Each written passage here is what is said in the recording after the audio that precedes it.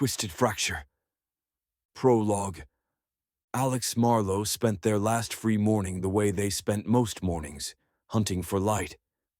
The coffee shop on Morrison Street had it, that perfect golden hour glow that filtered through the east-facing windows and turned ordinary moments into something worth keeping. Alex sat in their usual corner booth, camera resting on the table like a patient companion, watching a young couple share a croissant. Through the viewfinder, the world made sense. The way the morning sun caught the flakes of pastry as they fell, tiny galaxies of butter and sugar suspended in light. The unconscious synchronization of their movements, reaching, retreating, never quite touching. The woman's laugh arriving a half-second after the man's joke, that small gap of aloneness between cause and effect. Beautiful. Click. Alex lowered the camera and checked the shot. Almost perfect. The woman's face was slightly soft, just out of the depth of field. They'd been focused on the pastry, on the light, on the space between the couple's hands. The near miss of connection. The usual? Marco called from behind the counter. Please. Alex didn't look up, already adjusting settings for the next shot. 2 years into this series, and they still hadn't captured what they were trying to say. Isolated together. People alone in crowds. Connection that wasn't quite connecting. The terrible nearness of never touching. Maybe the problem was that Alex understood it too well. 1 oat milk latte, extra shot, no sweetener. Marco brought it over himself, like he always did, setting it down carefully beside the camera. You ever gonna show me what you're taking pictures of? Maybe when I finally finish the series, The Lonely City thing? isolated together, Alex reviewed the shot again. people reaching for each other and missing, the space between wanting and having. Heavy. Marco wiped down the already clean table, a familiar ritual. They always did this. Found excuses to linger, to check in. You doing okay, Alex? You seem, I don't know, distant lately. Just tired. Haven't been sleeping well. Yeah, well, Marco's hand landed on their shoulder, squeezed briefly. Warm, real, solid. take care of yourself, okay? You've been coming here every morning for 2 years, and I still don't know anything about you except your coffee order. Maybe that's all there is. I don't believe that. Marco's hand lifted, the warmth fading. But if you ever want to talk, I'm around. She returned to the counter. Alex watched her go, that small kindness already feeling distant. They should have said something, should have held on to that moment of genuine concern, should have... The regret dissolved into the familiar static of should-haves and didn't-dos that filled most of their days. Alex raised the camera again. Through the viewfinder, they found new subjects. An elderly man reading the paper alone at a table for 2. A teenager texting surrounded by empty chairs. A woman staring out the window, coffee going cold, waiting for someone who wasn't coming. Everywhere Alex looked, they saw themselves. Click, click, click. They spent another hour at the coffee shop, then took the long way home. Down Riverside, where the trees created tunnel-like shadows, the morning light breaking through in shafts that any other photographer would have called divine. Past the community garden where Mrs. Huang waved from her tomato plants. Her smile as warm as Marco's hand had been, brief and real and already receding into memory. You come for dinner Sunday. Mrs. Huang called. I teach you to make kimchi. Maybe. Alex called back, knowing they wouldn't. They cut through the shortcut behind the old movie theater, through the alley where the brick walls created interesting angular shadows.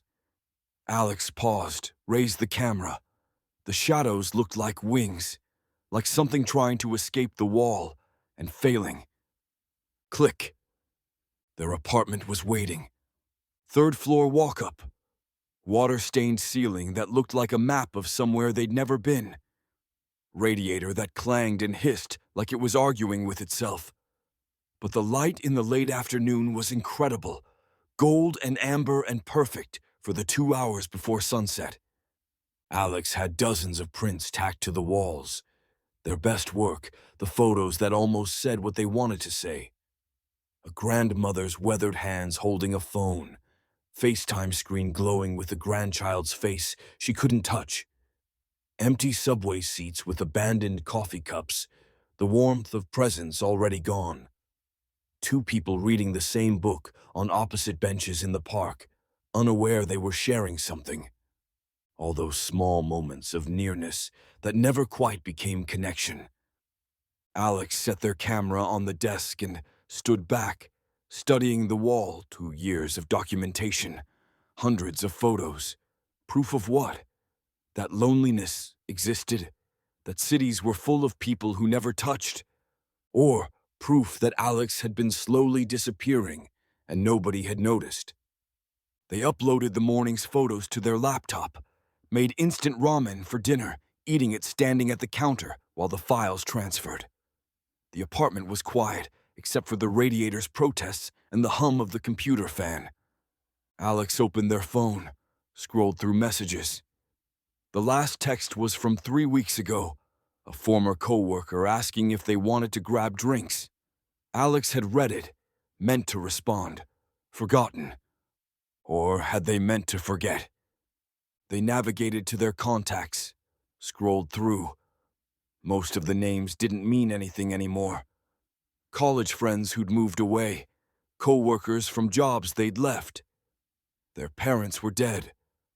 Mom 6 years ago, Dad 2 years after. Both of cancer. Both having given up on getting Alex to visit more than twice a year. No siblings, no partner. No one who would call if Alex didn't show up somewhere, because Alex never committed to showing up anywhere. The isolation wasn't sharp anymore. It had dulled to something almost comfortable, like living in a too small apartment until you forgot rooms could be bigger. Alex looked at the wall of photographs, at all these captured moments of other people's loneliness. Was this art, or just evidence? A crime scene investigation of their own slow erasure. They were so tired. The laptop chimed, upload complete. Alex turned to review the photos, but the room tilted, just slightly, just enough to notice. They blinked. The room tilted further. No. Alex reached for the desk to steady themselves. Their hand passed through it like it wasn't there, like they weren't there. The floor rose up, or they fell down, impossible to tell which. The camera fell with them, lens hitting first, glass shattering into a constellation of fragments. Through blurring vision, Alex saw their reflection in the shards. Multiplied, fractured, each piece of broken glass showing them from a different angle, like looking at themselves through a dozen different viewfinders at once. In one fragment, their own face, mouth open in surprise. In another, someone else's face, smiling. In another, nothing at all, just empty glass. Which one was real? Alex tried to push themselves up. Their hands wouldn't work. The floor was soft now, yielding, like pressing against something that wasn't quite solid. The corner where the wall met the floor looked wrong, darker than it should be, shadows gathering in impossible depth. Had that corner always been that dark? Alex had tried to photograph it once, years ago. The camera wouldn't focus on it no matter what they did. The autofocus hunted endlessly, seeking something to grab onto and finding nothing. Now the darkness in that corner was spreading, growing, reaching, from somewhere very far away or very close, impossible to tell which. Alex heard laughter, not human laughter. The sound of something that had learned to laugh by listening to humans but had never understood what made it funny. Marco. Alex whispered, though they didn't know why they were calling for them, why that name felt important. Mrs. Huang, someone...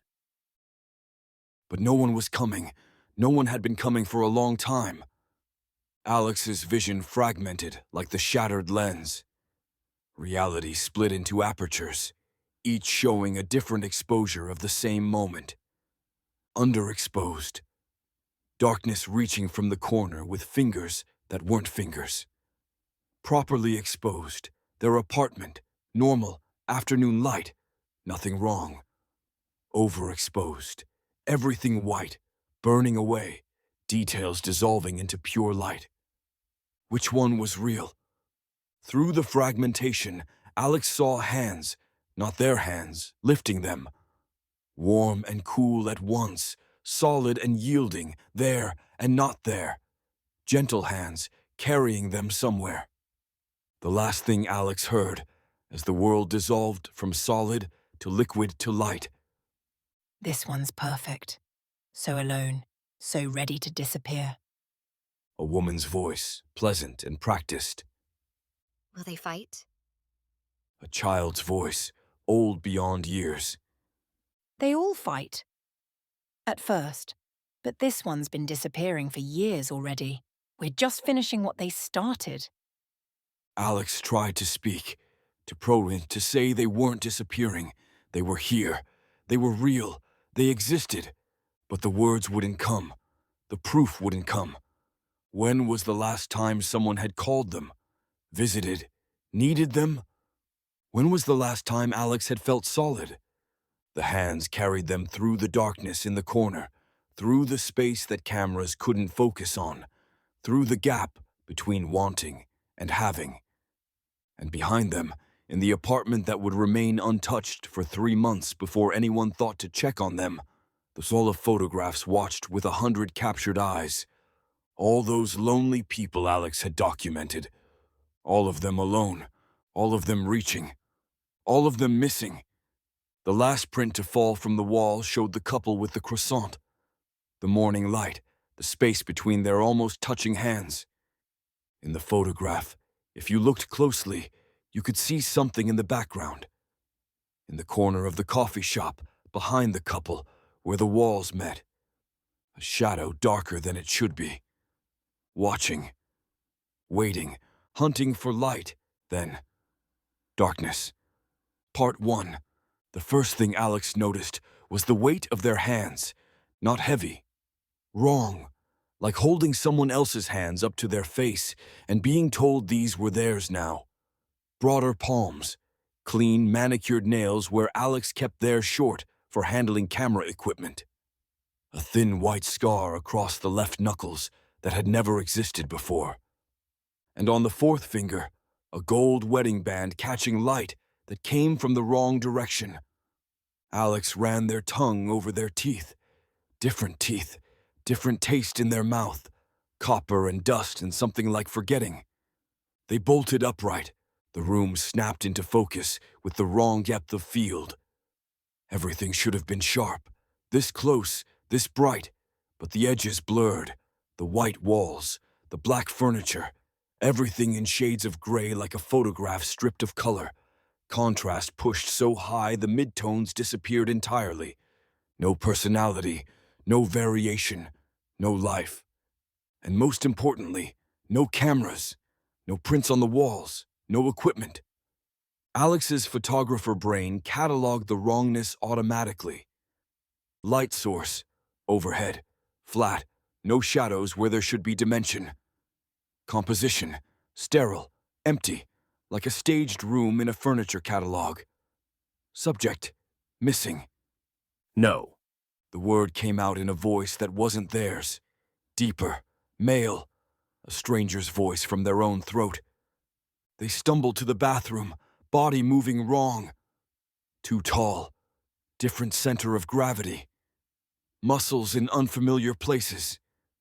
Alex flexed their fingers, watching the tendons move.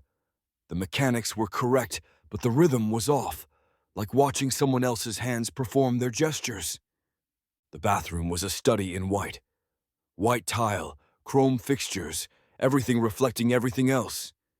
Too many mirrors, each one multiplying the wrongness. Alex looked. A man's face stared back. Mid-30s, strong-jawed, conventionally handsome in the way stock photos were handsome, generic, unremarkable, designed not to offend. Purple shadows beneath the eyes like bruises, like he hadn't slept in weeks. This face had never looked through a viewfinder, had never waited for golden hour light, had never seen the way shadows could look like wings. No, no, no. Each word in that wrong voice, each syllable foreign in their mouth. Alex touched the mirror. The reflection touched back, perfectly synchronized. But for just a moment, barely a shutter snap, the reflection kept moving after Alex stopped. Alex jerked their hand back. The reflection smiled.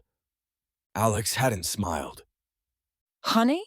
A woman's voice drifted up from downstairs. Pleasant.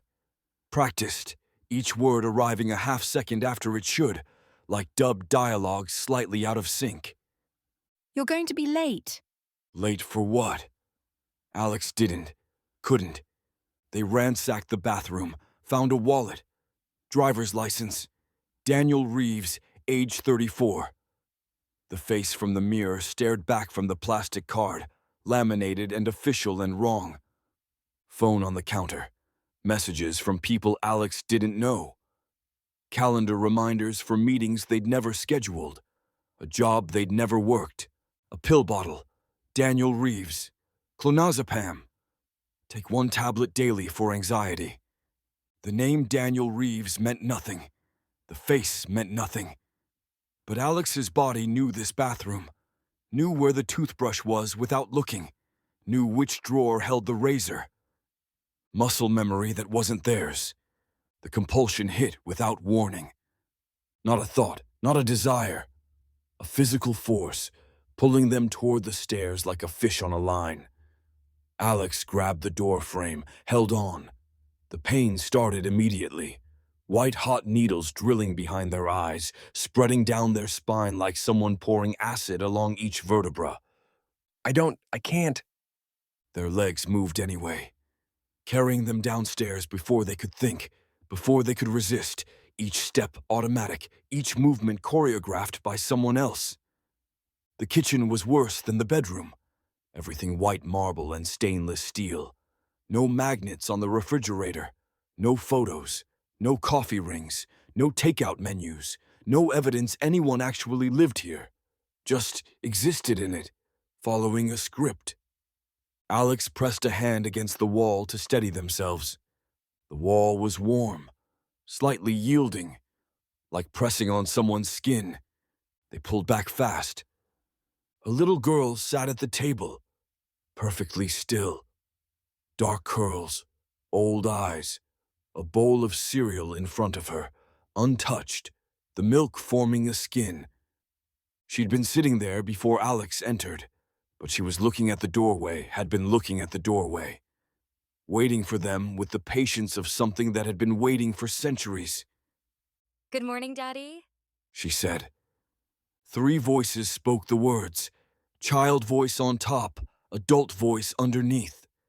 Something older than both whispering beneath those. Alex's blood went cold. A woman stood at the counter. Beautiful, blonde, elegant, magazine cover perfect. She turned, and her smile arrived a full second after her eyes moved. Mouth still serious, then suddenly smiling, like someone had flipped a switch. Daniel, you look pale. She moved closer. Another bad night. Up close, Alex could smell her. Or couldn't smell her. There was nothing, not perfume, not soap, not skin, just absence, like standing next to a photograph of a person. All the visual information, but none of the presence. Alex's mind raced, trying to find purchase on anything real. Where's my camera? Both of them went still. The house went still. Even the air stopped moving. The woman's head tilted. Not a natural tilt, too far, the angle wrong, neck bending in a way necks shouldn't bend. Camera? Each syllable carefully pronounced, like translating from another language. Daniel, you don't have a camera. You've never been interested in photography. No, Alex stopped. That was wrong. Daniel had never been interested, but Alex was. Alex was a photographer. Alex captured light. Alex saw things worth keeping. But right now, Alex couldn't see anything clearly. The kitchen kept shifting out of focus, edges blurring, sharpening, blurring again. You're having an episode. The woman said gently. Dr. Martinez said you might have mornings like this. Disorientation, confusion, memory problems. That's why you take your medication. I took it. Alex lied. Good. She placed coffee in front of them. 2 sugars, splash of cream. Alex stared at it. They'd never told anyone their coffee order. Only Marco knew. But this woman knew. This woman who smelled like nothing knew exactly how Alex took their coffee. How? Drink. She said. Not a suggestion. Alex's hand reached for the mug. They tried to stop it, tried to pull back. The pain spiked, ribs contracting, breath cutting short, like invisible hands squeezing their lungs. They drank. The coffee tasted like the idea of coffee. All the right notes, bitter, sweet, creamy, but somehow flat, two-dimensional, like tasting a photograph. The little girl leaned forward. She hadn't blinked once since Alex came downstairs. Alex counted 15 seconds, 20, 30, 45. You're not Daddy. The girl whispered. Alex's blood froze. Not yet. She added. Then she blinked 3 times fast, rapid fire, like correcting an error, like remembering how humans blink. Just kidding, Daddy. You're always you. But her eyes said otherwise, and through her, when the light hit right, Alex could see the room behind her. Not reflected. Through her, like she was translucent, like tissue paper stretched over a frame made of something else. The woman, Sarah, the wallet said her name was Sarah, smiled. Eat your breakfast, Daniel. Eggs are getting cold. Alex looked down. A plate had appeared in front of them. They hadn't seen Sarah put it there, hadn't heard the plate touch the table. Your favorite. Sarah said. Mushroom omelette? Alex had never told anyone they liked mushroom omelets. Their stomach growled. The body wanted it. Alex picked up the fork. Their hand knew exactly how to hold it, which angle, how much pressure. Daniel's hand, Daniel's muscle memory. They took a bite. It tasted perfect, exactly right, like every mushroom omelet that had ever been made, distilled to its ideal essence. But underneath, that flatness, that wrongness, like eating a very convincing picture of food. Good. Sarah asked. Yes. Alex heard themselves say. Emma, the girl. Emma, somehow. Alex knew her name was Emma, though no one had said it, smiled into her cereal. After breakfast, the compulsion released Alex at the top of the stairs. They stood in the hallway, Daniel's body trembling, and tried to think. This wasn't real. Couldn't be real. This was... what? A nightmare? A breakdown? A coma dream? Alex pinched their arm. Pain flared, sharp and real. They looked down the hallway. 5 doors. 3 were open, showing ordinary rooms. Bedroom, bathroom, linen closet. 2 were closed. One of the closed doors had no handle. Alex moved toward it, hand outstretched. The pain started 10 feet away, a gentle warning. 5 feet away, sharper, insistent. 2 feet away, excruciating. They backed away. The pain stopped. Whatever was behind that door, they weren't allowed to know. The bathroom beckoned. Alex went inside, closed the door, leaned against it. In the mirror, Daniel's face stared back. But when Alex looked closely, really looked, the way they'd learned to look when composing a shot, something was wrong with the lighting. The shadows fell incorrectly. The highlights were in the wrong places. This wasn't a real face. This was a render, a composite, something constructed. Alex grabbed the edges of the sink and leaned close to the mirror. I'm still here. They whispered. I'm still me. I'm Alex Marlowe. I'm a photographer. I capture light. I see truth. In the reflection, barely visible, another face flickered underneath Daniel's. Younger, softer features, terrified eyes, Alex's real face. Then it was gone. Alex closed their eyes, tried to hold on to themselves, tried to remember. Morrison Street. Marco's hand on their shoulder. Mrs. Huang waving from her garden. The couple with the croissant. The memories were there, but already they felt thin, like old negatives, fading. Downstairs, Sarah called up. Daniel, honey, you need to get ready for work. Work. Right. Daniel worked, at some office, doing something. Alex opened their eyes. In the mirror, Daniel looked back, and for the first time, the face felt almost familiar. The compulsion drove Alex to the car. A silver sedan that Daniel's hands unlocked without thinking, that Daniel's body knew how to drive. Alex was just a passenger in their own skull, watching the world blur past. The office was downtown. 14th floor. Reeves and Morrison Financial Consulting. People smiled at Alex in the elevator. Morning, Daniel. Each smile arrived a half-second late. Eyes moving, then mouth catching up. The office was open plan. Fluorescent lights, gray carpet, cubicles in rows like headstones. Alex found their desk, Daniel Reeves on the nameplate, and sat down.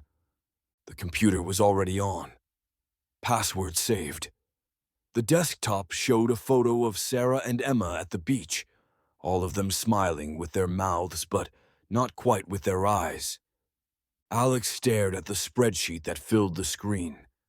Numbers, columns, investment portfolios, client accounts.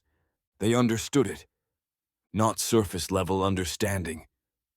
Deep, intimate knowledge. Where each number came from. What each column meant. 3 years of experience, accessible and immediate.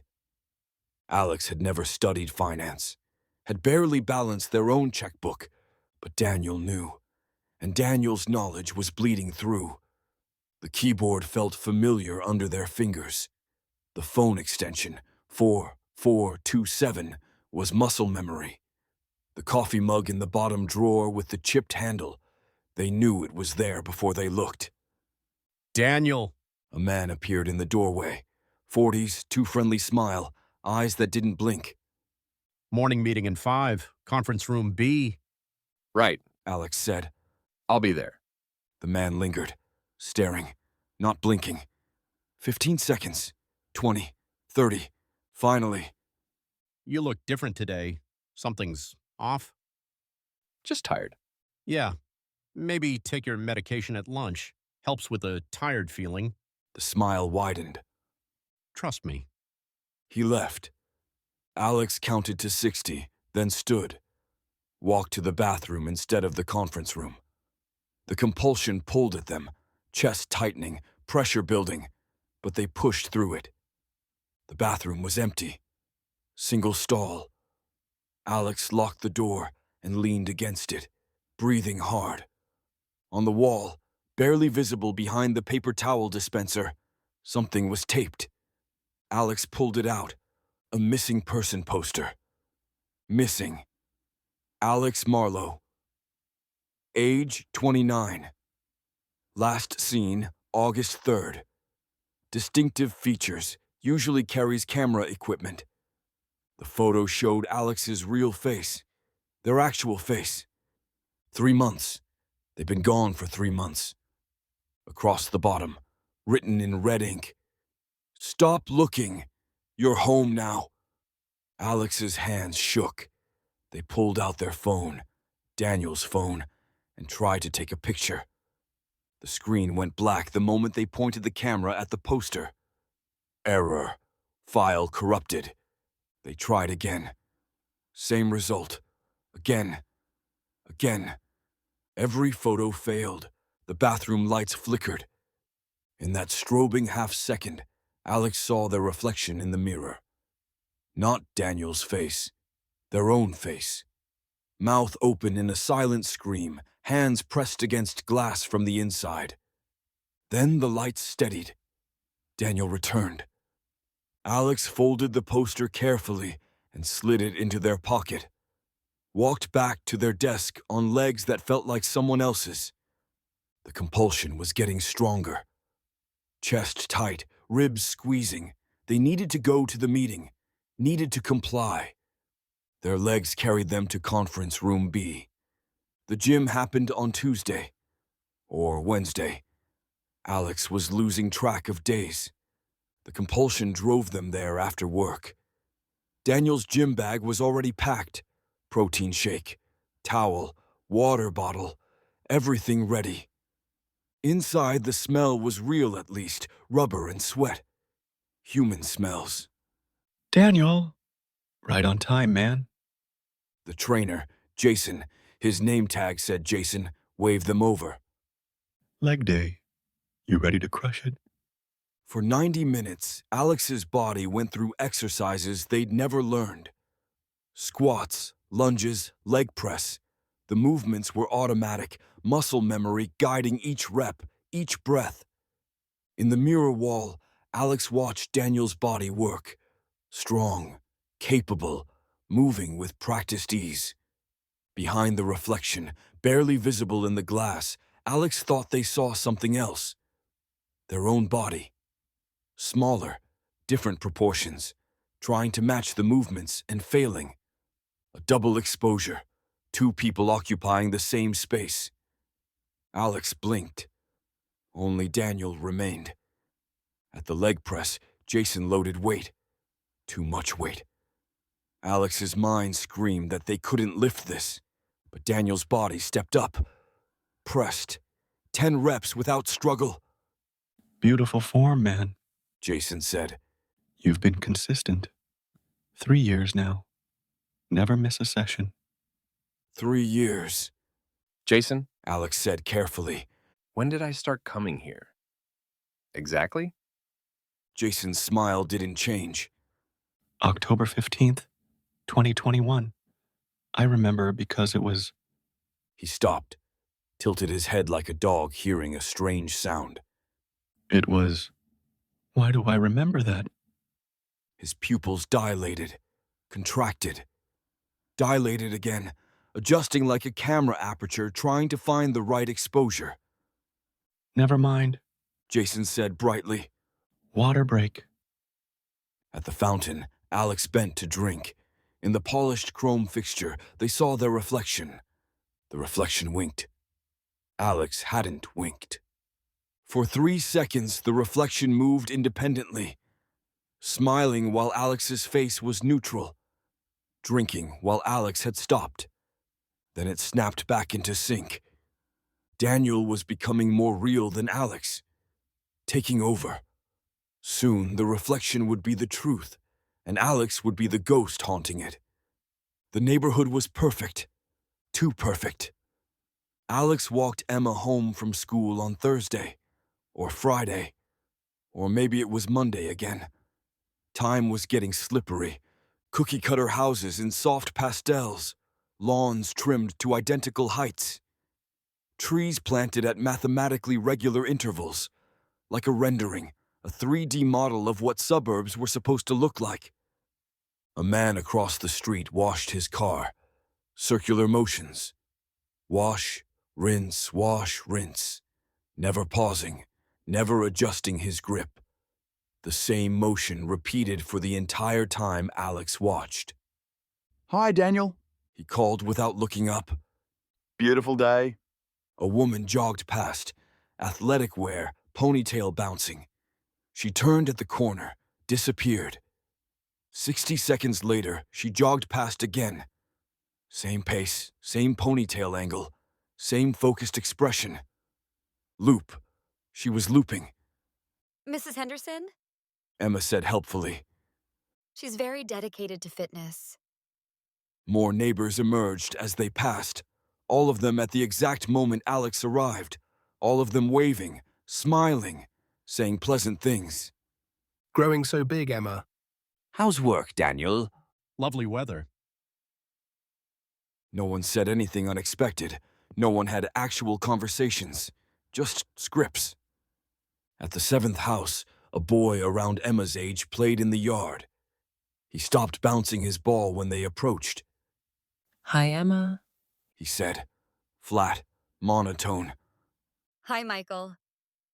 Michael stared at Alex. Didn't blink for 30 seconds.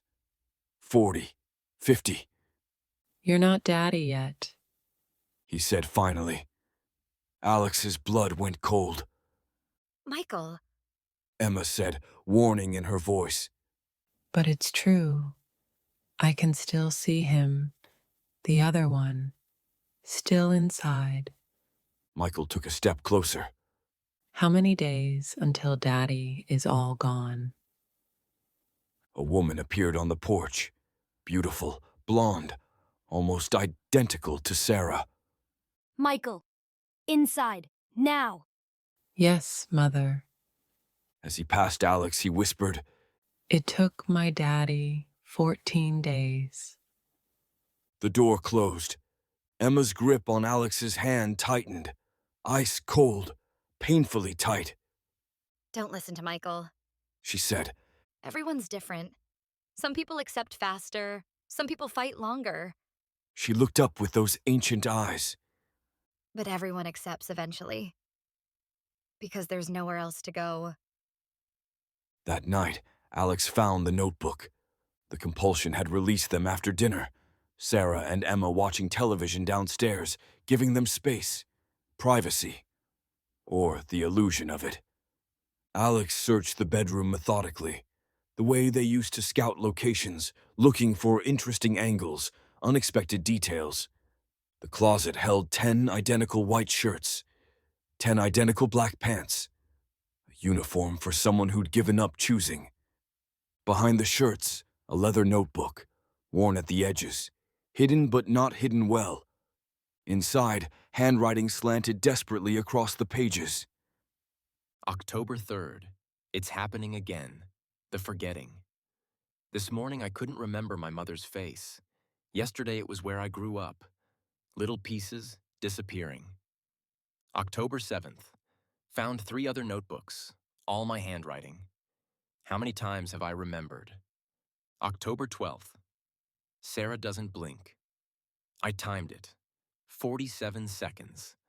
When I pointed it out, she blinked 3 times fast and said, "Don't be silly, Daniel." October 20th. Tried to leave. Every road brought me back. The house wants me. I'm being kept. October 28th. The locked drawer. So many IDs. My face, different names. David Richardson, Derek Reynolds, Dante Ramirez. How long have I been here? The last entry was dated 2 months ago. November 2nd.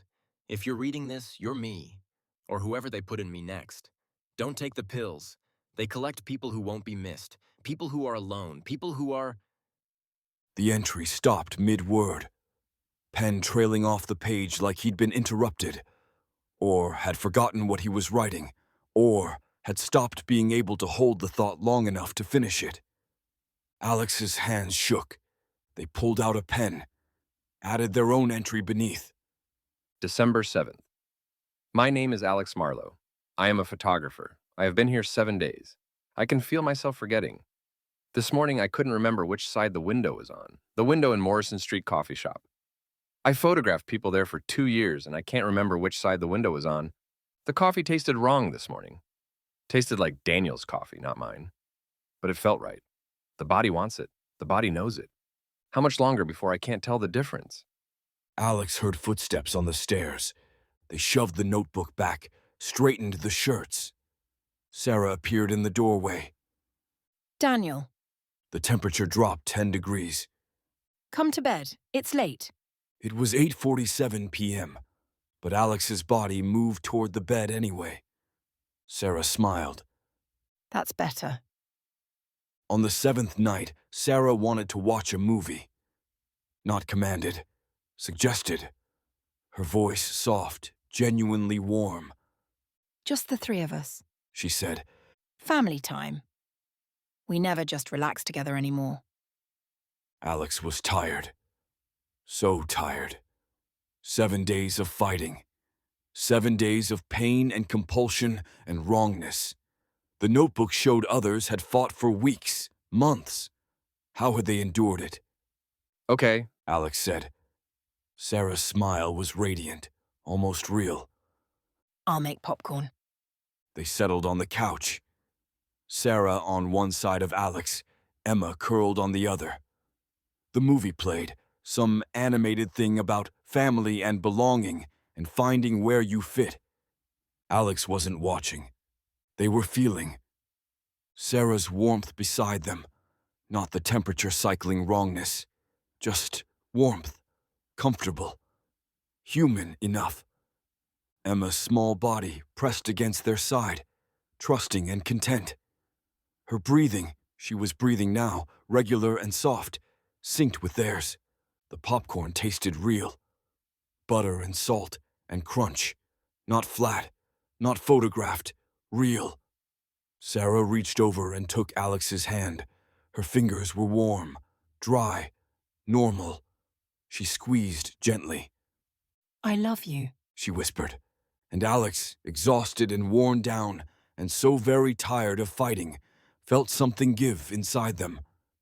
I love you too, they whispered back. And meant it. Not because the compulsion forced them, because in this moment, in this manufactured peace, it felt true.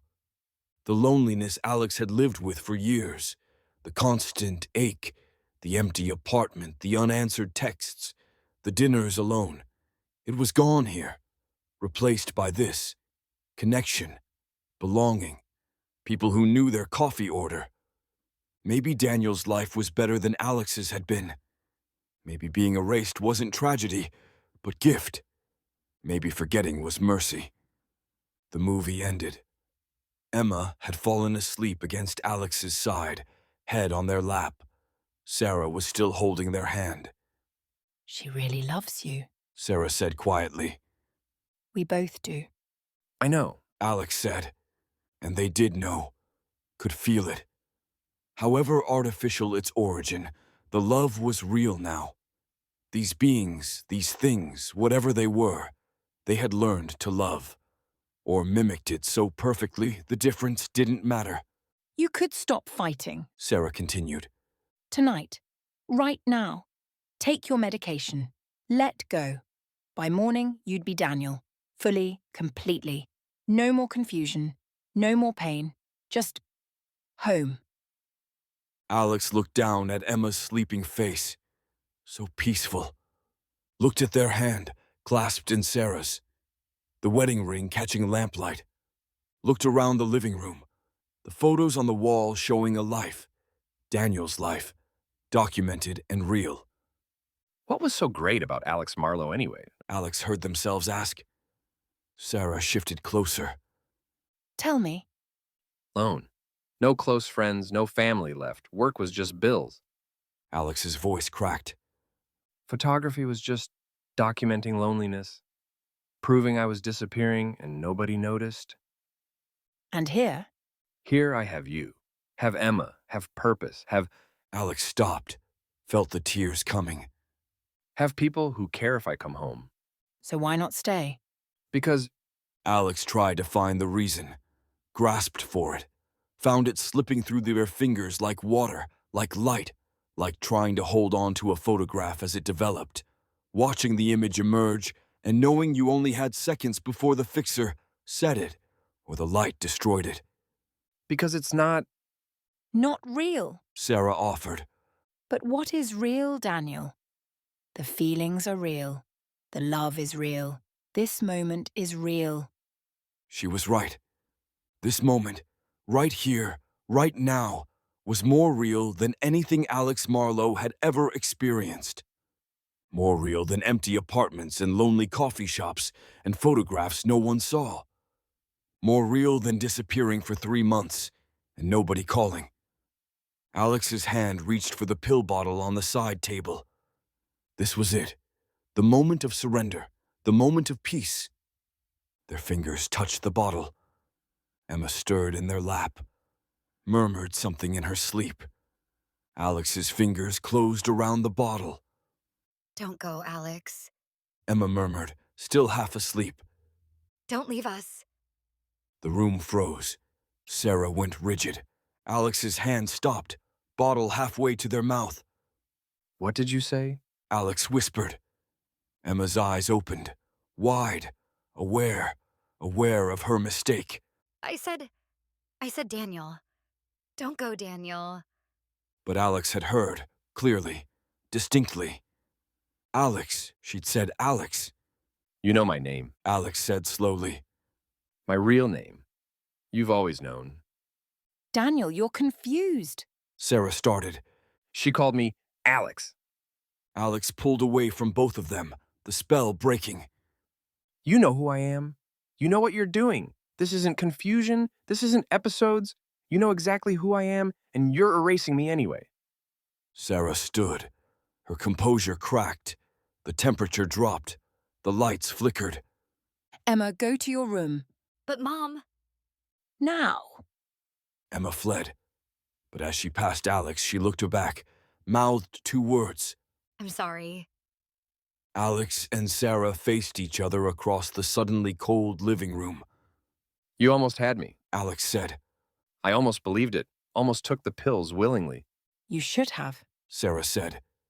Her voice was different now, harder, colder. The warmth gone like someone had flipped a switch. It would have been easier, kinder, for everyone. You were never going to let me go. No one leaves. That's not how this works. Sarah's face flickered. Human, not human, human, like a signal cutting in and out. You were so close.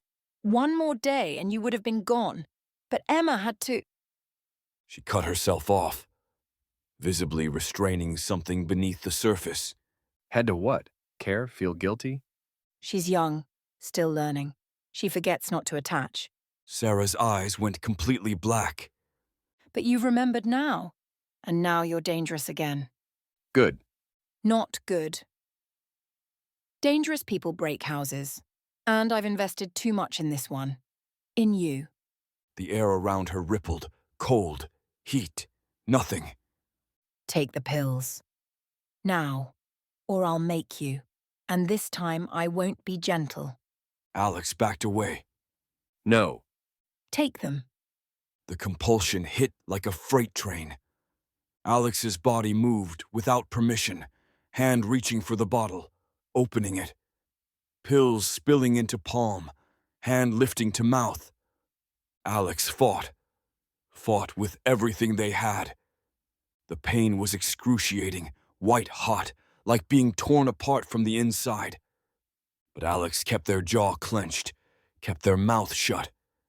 They thought about Morrison Street, about Marco's hand on their shoulder, about Mrs. Huang waving from her garden, about the couple with the croissant reaching for each other across the table, about being a photographer, seeing truth, capturing light, about being real, even if being real meant being alone. Swallow. The pills pressed against their lips. The pain went beyond bearing, beyond endurance, beyond anything. Alex's vision went white, and in that whiteout, they saw it clearly. The choice wasn't between loneliness and love. It was between truth and comfort, between being real and being happy, between Alex and Daniel. Alex opened their mouth. End of Act 1. Part 2. Alex woke with the taste of chemicals in their mouth. The pills. Sarah had won. The compulsion had been too strong, the pain too absolute. Alex had fought for how long? Minutes? Hours? Until their consciousness fractured and their jaw opened and the pills went down. Now it was morning. Or what passed for morning in this house where time moved like water, flowing in unexpected directions. The fog in Alex's head was thick and soft. The sharp edges of panic had been sanded down. Daniel's face in the bathroom mirror looked almost right, almost familiar, almost theirs. No!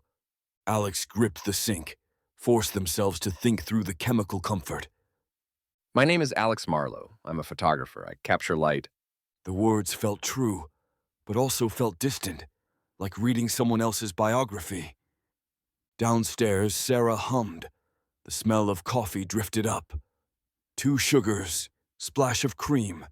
Exactly how Alex liked it. Exactly how Daniel liked it. When had they become the same? Alex made a decision over breakfast. If this was a cage, they needed to know its exact dimensions. Sarah watched them eat with that half-second delayed smile. Feeling better this morning? Yes. Alex lied. Good. The medication helps. She poured more coffee. You have work in an hour. After she left the room, Alex pulled out their phone, opened the Notes app, typed day 8, maybe 9? Testing the boundaries. Need to understand the system. There's always a breaking point. Aperture too wide, exposure too long, ISO pushed too high. The image falls apart. This cage has a breaking point too. They spent the next 3 days testing. Carefully, methodically. The way they'd once tested cameras, finding the limits, the tolerances, the point where the equipment failed. Test 1. Physical boundaries. Alex walked to the end of the driveway, started down the sidewalk. 10 steps, a gentle pressure against their sternum, like someone pressing a finger there. Uncomfortable but bearable. 20 steps, the pressure increased. Breathing became difficult. 30 steps. Pain started, sharp, insistent, like a hook embedded in their chest, pulling backward. 40 steps, their legs began to slow. Not because Alex wanted to stop, because they physically couldn't move forward anymore, like walking through honey. Then concrete. 50 steps, the pain was unbearable. Their chest crushed, spine pulled apart, legs locked completely. Alex stood frozen, gasping, tried to take one more step. Their body turned around without permission. Walked back. By the time they reached the house, the pain was gone completely. 50 steps, that was the limit. Alex wrote it down. Test 2, communication. At work, Alex tried to tell someone. Brad from accounting stood by the elevator, too white smile, eyes that didn't blink. Brad, I need to tell you something. Alex took a breath. I'm not who you think I am. What do you mean? My name isn't Daniel. It's... The words stopped, literally stopped in Alex's throat. Their vocal cords seized, mouth open, no sound. Pain spiked, sharp, localized in their throat, like swallowing glass. Alex gasped. Cough. You okay, man? Brad asked, concerned and empty at once. Alex tried again. I'm not... Seizure. Pain. Silence. The words wouldn't form. Couldn't form. Alex gave up. I'm fine. Just water. Need water. Brad nodded and left. The truth couldn't be spoken. Not to outsiders. Test 3. Digital evidence. Back at their desk, Alex tried writing it down. Opened a blank document. Typed, "My name is Alex Marlowe. I am being held against my will by..." Their hand cramped, violently. The mouse cursor jumped, highlighting the text. Deleted it. Alex tried again. "I am not Daniel. I am..." Same result. Hand cramping, text deleting itself. Like the computer knew. Like the house knew. They tried a different approach. Opened email. Addressed it to Marco at the coffee shop. The email was probably fake, probably monitored, but they had to try. "Marco, it's Alex. I'm trapped. The house at..." Their hand spasmed, clicked delete, emptied trash. Error message cannot be sent. The screen flickered. For just a moment, text appeared. "Stop trying. You're only hurting yourself." Then, normal desktop, normal spreadsheet, as if nothing had happened. Test 4. Phone calls. Alex dialed 911 from the bathroom at work. The phone rang. Someone picked up. 911? What's your emergency? I need help. I'm being held. Daniel Reeves. The voice was pleasant, female, wrong. You're calling from your office. Is this about your medication? You should speak with Dr. Martinez. No, I'm not. My name is Alex. I'm transferring you to your psychiatrist now. Hold, please. Music played. Then, Sarah's voice. Daniel, honey, are you having another episode at work? Alex hung up, hands shaking. Every number became the same number. Every call routed back to the house. Test 5. Memory. That night, Alex tried to hold on to themselves through photography. Not taking pictures. The camera was gone, corrupted, impossible. But by thinking in photographs, analyzing the world through a viewfinder that only existed in their mind. Rule of thirds. Sarah's smile was always off-center. Composition unbalanced, wrong. Leading lines. Every sight line in the house pointed toward the basement door. All the furniture, all the hallways, everything led there. Depth of field. Emma's eyes were always in focus, even when everything else blurred. Impossible unless she was closer than she appeared, or more important than she should be. But Daniel's knowledge kept interfering. Financial terms bubbling up. Investment strategies Alex had never studied. The names of clients, Jennifer Morrison, the Peterson account, the Bradshaw portfolio. People Alex had never met but somehow remembered meeting. The two selves were bleeding together, the border between them dissolving like an image left too long in developer solution. Test 6. The pills. Sarah brought them every night. 2 white pills, 1 blue. Time for your medication, Daniel. Alex had tried refusing, once. The pain had been immediate, total, absolute. Not compulsion pain, punishment pain, for seeing too much, knowing too much, fighting too long. After 4 minutes, Alex's body had given in. Hand reaching, mouth opening, throat swallowing without permission. Now, on the 10th night, or maybe the 12th, time was getting slippery. Alex tried a different approach. They took the pills, put them in their mouth, held them under their tongue while they swallowed water. Sarah watched, satisfied. Good. That's my good husband. She left. Alex waited. Counted to 60. Spit the pills into their hand. Victory. Small, but real. For 30 seconds, then the pain started. Different pain. Not in their body. Deeper. Like something inside was detecting the deception, punishing the attempt. Their stomach cramped, twisted. The pills in their hands seemed to burn. Alex lasted 2 minutes before they couldn't take it anymore. They swallowed the pills. The pain stopped instantly. The house knew, always knew. By the end of the 3rd day of testing, Alex had documented the system completely. Physical control cannot leave property. 50-step limit, exponential pain increase.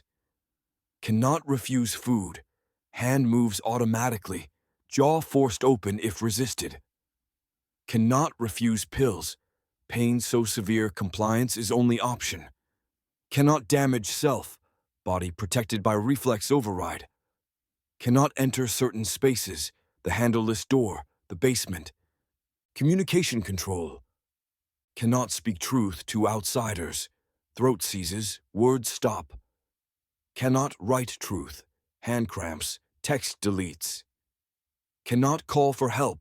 All numbers, route back to house. Cannot create evidence. Photos corrupt. Recordings fail. Mental control pills cause memory replacement. Pills cause acceptance at compliance. Extended exposure creates muscle memory overlay.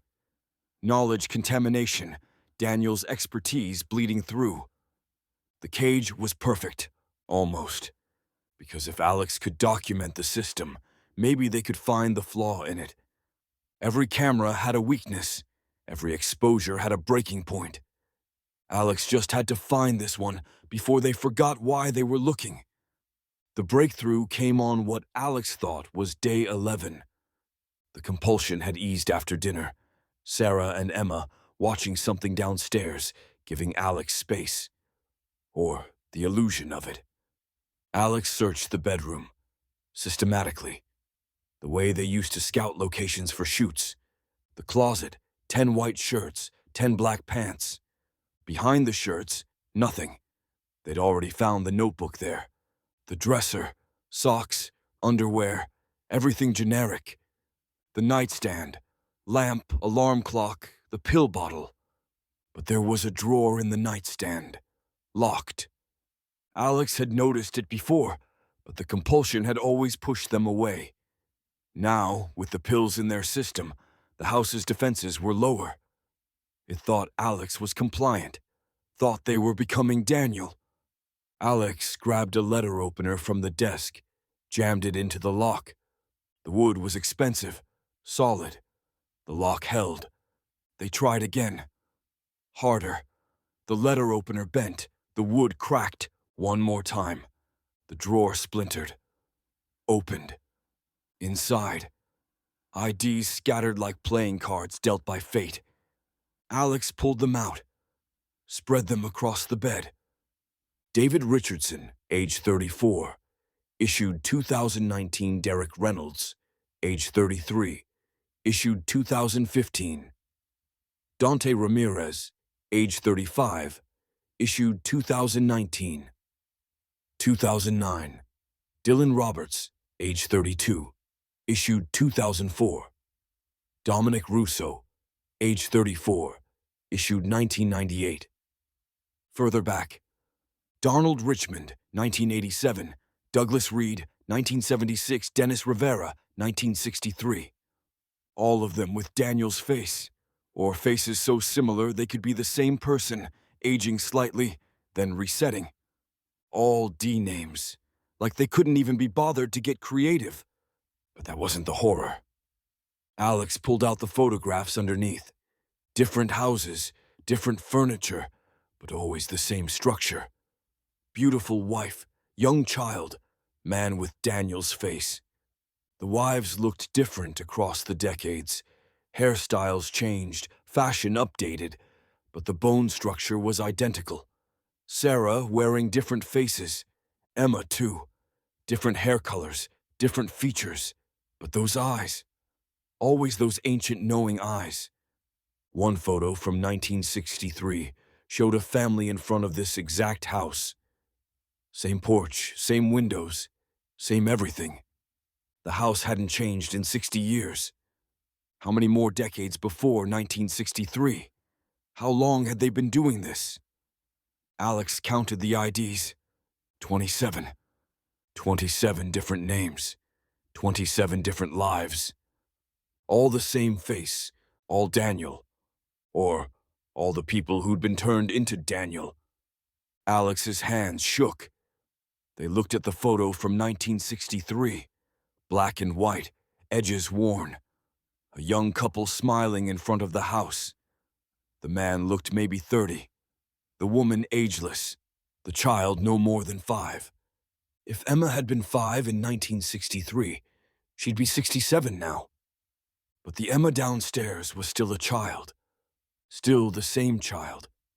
Always the same child. How many times had she done this? How many men had she called daddy? How many times had she sat at breakfast, not blinking, watching another person slowly disappear? At the bottom of the drawer, a small photograph. Recent. Color, digital print. Morrison Street coffee shop. Morning light through the east-facing windows. Golden and perfect. A person sitting alone in a corner booth. Camera on the table, photographing a couple sharing a croissant. Alex recognized the composition, the light, the moment. They'd taken this photo 3 months ago, their last morning of freedom. But someone else had photographed them taking it. Someone had been watching, choosing, hunting. Beneath the photo, handwriting. Alex now recognized as their own, or Daniel's, or whoever had been here before Alex. They collect people who won't be missed, people who are alone, falling through the cracks. They give us better lives, perfect lives. But it's not real. None of it is real. I've been here 3 years, or maybe 3 months, or maybe 3 weeks. Time is wrong here. Memory is wrong. But I know this. I wasn't always Daniel. I was someone else. I had a name. I can't remember it. If you're reading this, if you're the next one, remember, there's a way out. The mirror at 3 a.m. when the house sleeps. But you have to want your old life more than this one. Can you give up belonging for truth? I couldn't. Maybe you can. Below that, scratched desperately. My name was. I used to know my name. The handwriting dissolved into illegible scribbles. Alex heard footsteps on the stairs. Slow, measured. They shoved everything back into the drawer, pushed it closed. It wouldn't latch. Splintered wood, broken lock. Sarah appeared in the doorway. She looked at Alex, at the broken drawer, at the IDs visible through the crack. Neither of them spoke. Finally, Sarah smiled. Oh, Daniel, not again. How many? Alex's voice shook. How many people have you done this to? Does it matter? 27 men, 27 lives. 27 people who were already disappearing. Sarah said calmly. 27 people no one was looking for. We gave them homes, love, purpose. We saved them. You erased them. We completed them. She moved into the room. They were incomplete before, lonely, lost. We made them whole. By destroying who they were. By destroying who they were failing to be. Sarah's eyes were black now, completely black. You saw the photo. You in that coffee shop, alone, photographing other lonely people. That's all you were, Alex. A documentarian of isolation. We didn't take you from a life. We took you from a slow death. The words hit like acid because they were almost true. The others, Alex said. David, Derek, Dante, where are they now? Gone. Forgotten. Replaced by Daniel. The way Alex will be replaced. Sarah tilted her head. Or are you already Daniel? You drink your coffee the same way. You know your way around this house. You respond to the name. You love Emma. You love me. How much of Alex is even left? Alex looked at their hands. Daniel's hands, with Daniel's scar and Daniel's wedding ring. Try to remember. What did Alex's hands look like? Smaller? The same? Different scar? Couldn't remember. That's what I thought, Sarah said softly. You're already mostly gone. Why fight the last little bit? Why not just accept the peace we're offering? Because Alex grasped for the answer. Because being real matters more than being happy. Does it? Does it really? Sarah moved closer. Or is that just something lonely people tell themselves to feel superior to people who've found connection? This isn't connection. It's captivity. Every relationship is a kind of captivity, Daniel. Every love is a cage we choose to enter. We just removed the illusion of choice, made it easier. She reached out, touched Alex's face. Her hand was warm. Real enough. Stop fighting. Please, you're only hurting yourself. What happens if I don't stop? Sarah's smile faded. The house is already stressed from your resistance. The longer you fight, the more unstable it becomes, if you push too hard. She looked toward the corner where the walls met. Something moved there in the shadows.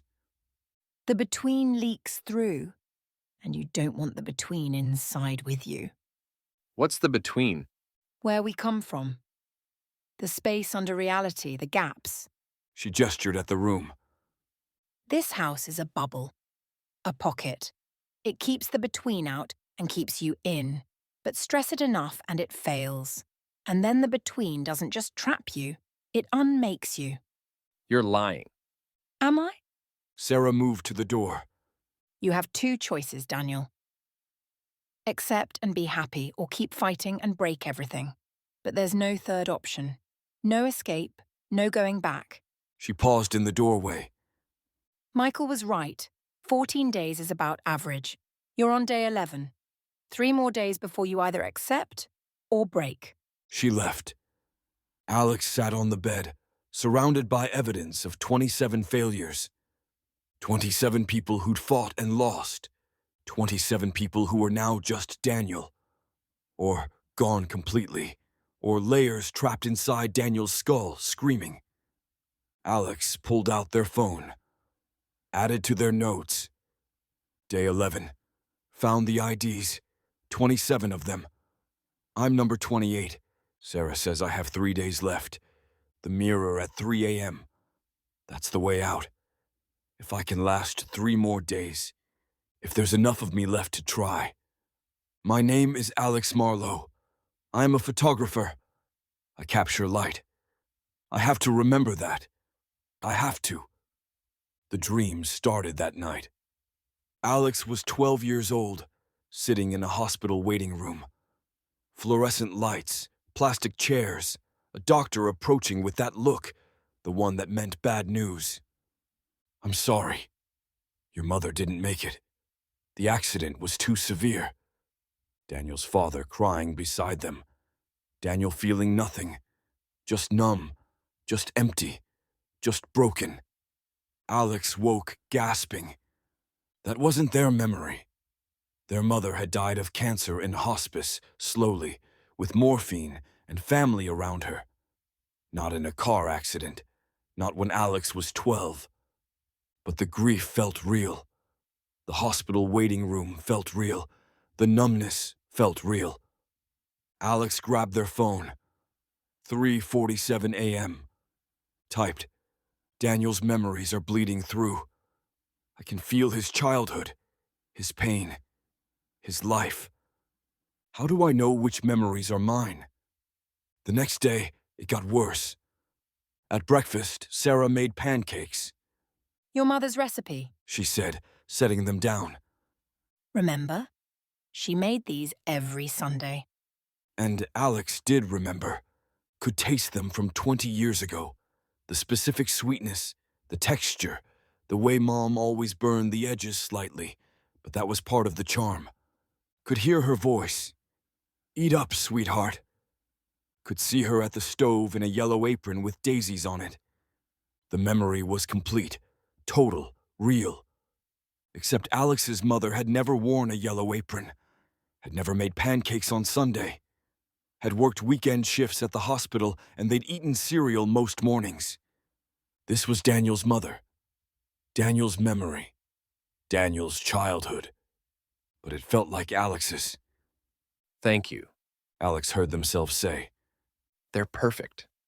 Sarah smiled. I know how much you miss her. And the terrible thing was, Alex did miss her.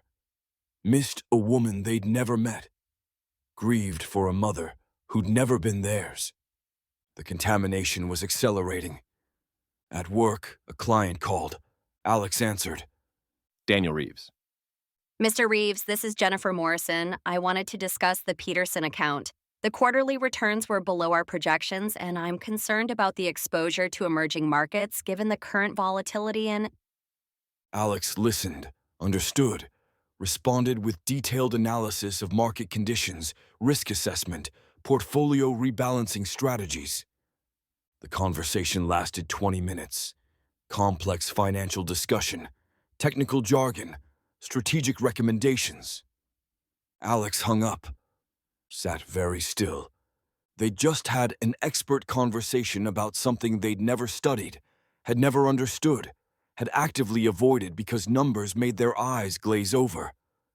But Daniel knew. Daniel understood. And that knowledge was in Alex's head now. Not surface level. Deep, intimate. Years of experience, accessible and immediate. Alex tried to think about photography, about f-stops and shutter speed and composition. The knowledge was there, but it felt distant. Academic. Like something they'd read about rather than lived. But investment portfolios, risk management, quarterly projections, that felt immediate.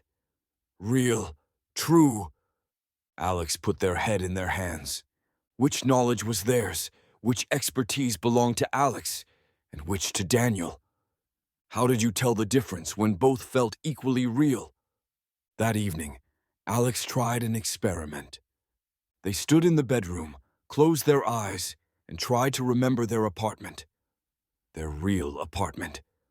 The water-stained ceiling. Yes, that was there. Could picture it. The radiator that clanged. Yes.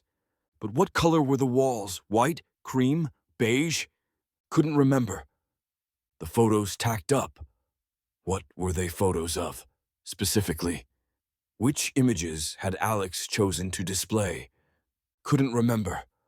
Their camera, what model? Canon, something. 5D, 6D, the number wouldn't come. But Alex could remember Daniel's office perfectly. Could walk through it mentally.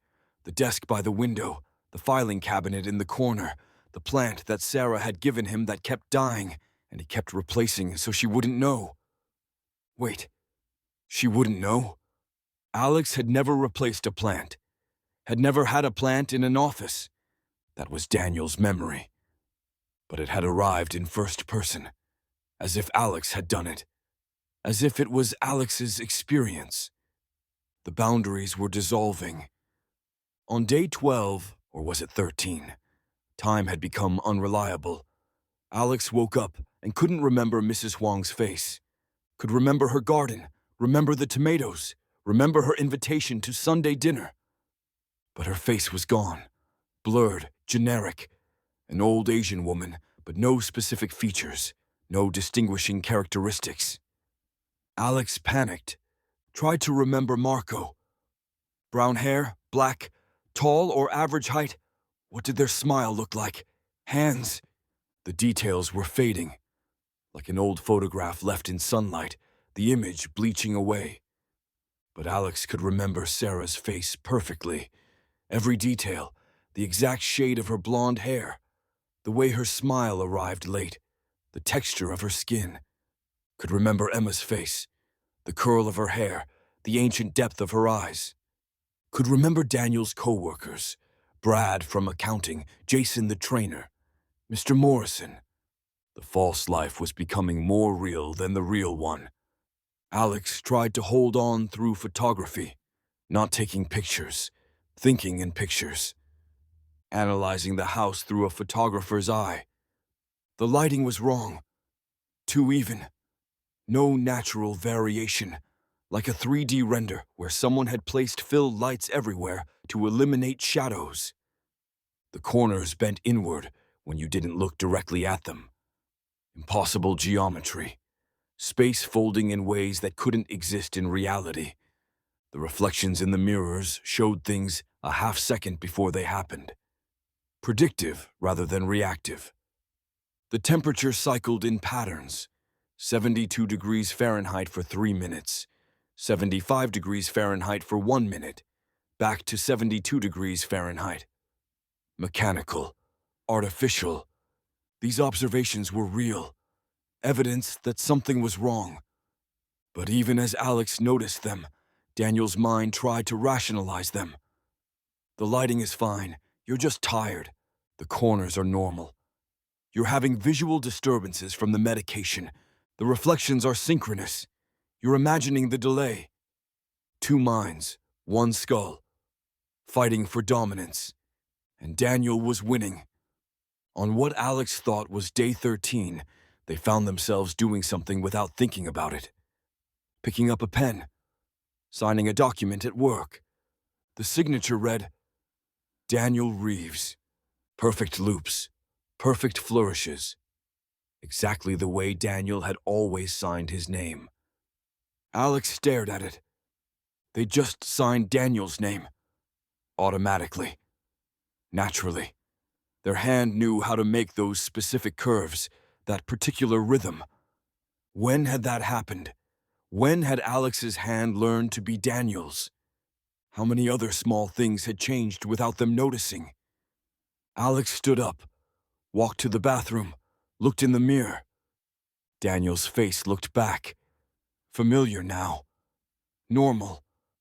Alex tried to see their own face underneath, tried to remember what they really looked like. The memory wouldn't come clearly. Just vague impressions. Younger, softer features, but no concrete image. They pulled out their phone, searched through old photos. Every photo was corrupted. Just gray static. As if Alex Marlowe had never existed in any recorded image. But the phone's wallpaper showed Daniel, Sarah, and Emma at the beach, all smiling. That photo was crystal clear. That night, Sarah brought the pills as always. Time for your medication. Alex took them, swallowed, didn't even try to resist anymore. What was the point? The pain was inevitable, the outcome certain.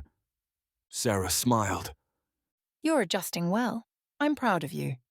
How long? Alex asked. How long until I forget completely? Everyone's different. Some people hold on for weeks, some let go in days. She sat on the edge of the bed. But you're close now. I can tell. The way you move through the house, the way you sign your name, the way you drink your coffee without thinking about it. I don't want to forget. Yes, you do. Part of you wants this, wants the peace, wants to stop fighting. Sarah's hand was gentle on Alex's. The Alex who was lonely and isolated and disappearing, that person wants to stop existing, wants to be replaced by someone who belongs, who's loved, who matters. That's not true? Isn't it? Sarah stood. Sleep now. In the morning, you might not even remember this conversation, and that will be a mercy. She left. Alex lay in the dark, feeling the pills work, feeling the warmth spread, feeling the edges of themselves soften and blur. Somewhere in their mind, Alex Marlowe was screaming, but the scream was getting quieter, fainter. Soon it would be silent, and only Daniel would remain. Day 14. Alex woke and couldn't remember their own name. Not at first, not for 30 seconds. It came back. Alex Marlowe. But it took effort, like recalling something from years ago rather than something fundamental. They made coffee. 2 sugars, splash of cream. The motions were automatic. Sat at the table, Sarah and Emma already there. Good morning, Daniel, Sarah said. Good morning, Alex replied. Waited for the wrongness, the revulsion at being called by that name. It didn't come. Daniel felt fine, normal, almost right. Alex looked at their hands, at the wedding ring, at the scar on their knuckles. Tried to remember getting that scar. 2 memories came in. 1, falling off a bike at age 7. Maple Street. 3 stitches. 2, cutting it on a broken lens while photographing. When? Where? Which one was real? Both felt equally true. Both felt equally false. Are you okay, honey? Sarah asked. Alex paused. I don't know who I am anymore. Sarah's smile was gentle. You're Daniel Reeves, my husband, Emma's father. You work at Reeves and Morrison Financial Consulting. You live here. This is your home. Each statement felt true, also felt like a lie, both at once. What if I was someone else before? Alex asked quietly. Everyone was someone else before, Sarah said. People change, grow, become who they're meant to be. You're becoming who you're meant to be. Emma looked up from her cereal. Don't fight it, Daddy. It's easier when you stop fighting. But Alex stopped. What were they fighting for again? What had they been trying to remember? A name. Alex. That was their name. Or was it? Maybe it had always been Daniel. Maybe Alex was the dream. The confused episode. The chemical imbalance. Maybe this was real, and everything else was false. The thought should have been terrifying. Instead, it felt like relief. Alex pulled out their phone one last time, read through their notes. My name is Alex Marlowe. I am a photographer. I capture light. Day 8. Testing the boundaries. Day 11. Found the IDs. 27 of them. Day 13. Daniel's memories are bleeding through. The words felt like they were written by someone else, a stranger who'd borrowed this phone. Alex started a new note. Day 14. I don't know who I am anymore. Part of me remembers being Alex. Part of me has always been Daniel. Both feel real. Both feel false. Sarah says everyone was someone else before. Maybe she's right. Maybe I'm just becoming who I was supposed to be all along. Maybe fighting was the confusion and accepting is the cure. Maybe ...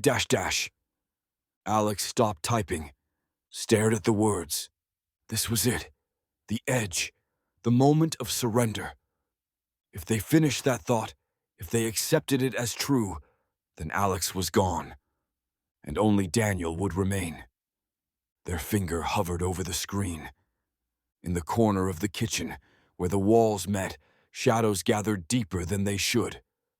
Moving, breathing, waiting. Outside, the neighborhood looped. Mrs. Henderson jogged past. Mr. Patterson pruned his roses. Michael played in his yard, all of them performing their scripts, all of them perfect, all of them hollow. Was that what Alex would become? Just another performer? Another hollow thing pretending to be human? Or was that what Alex had always been? Alone in a coffee shop, photographing other lonely people. Documenting isolation because they couldn't escape it. At least here, the loneliness was gone. Replaced by something else. Something that looked like love, if you squinted. If you didn't look too closely. If you took the pills and let the fog roll in and stopped asking questions. Alex looked at Emma, at Sarah, at the breakfast table with its perfect food and its warm lighting and its temperature-controlled air. Looked at the note on their phone. Maybe fighting was the confusion, and accepting is the cure. Deleted it. Typed instead. My name is Alex Marlowe. I am a photographer. I capture light. I see truth. And this is not truth. Sarah says I have 3 days. 14 is the average. I've reached it.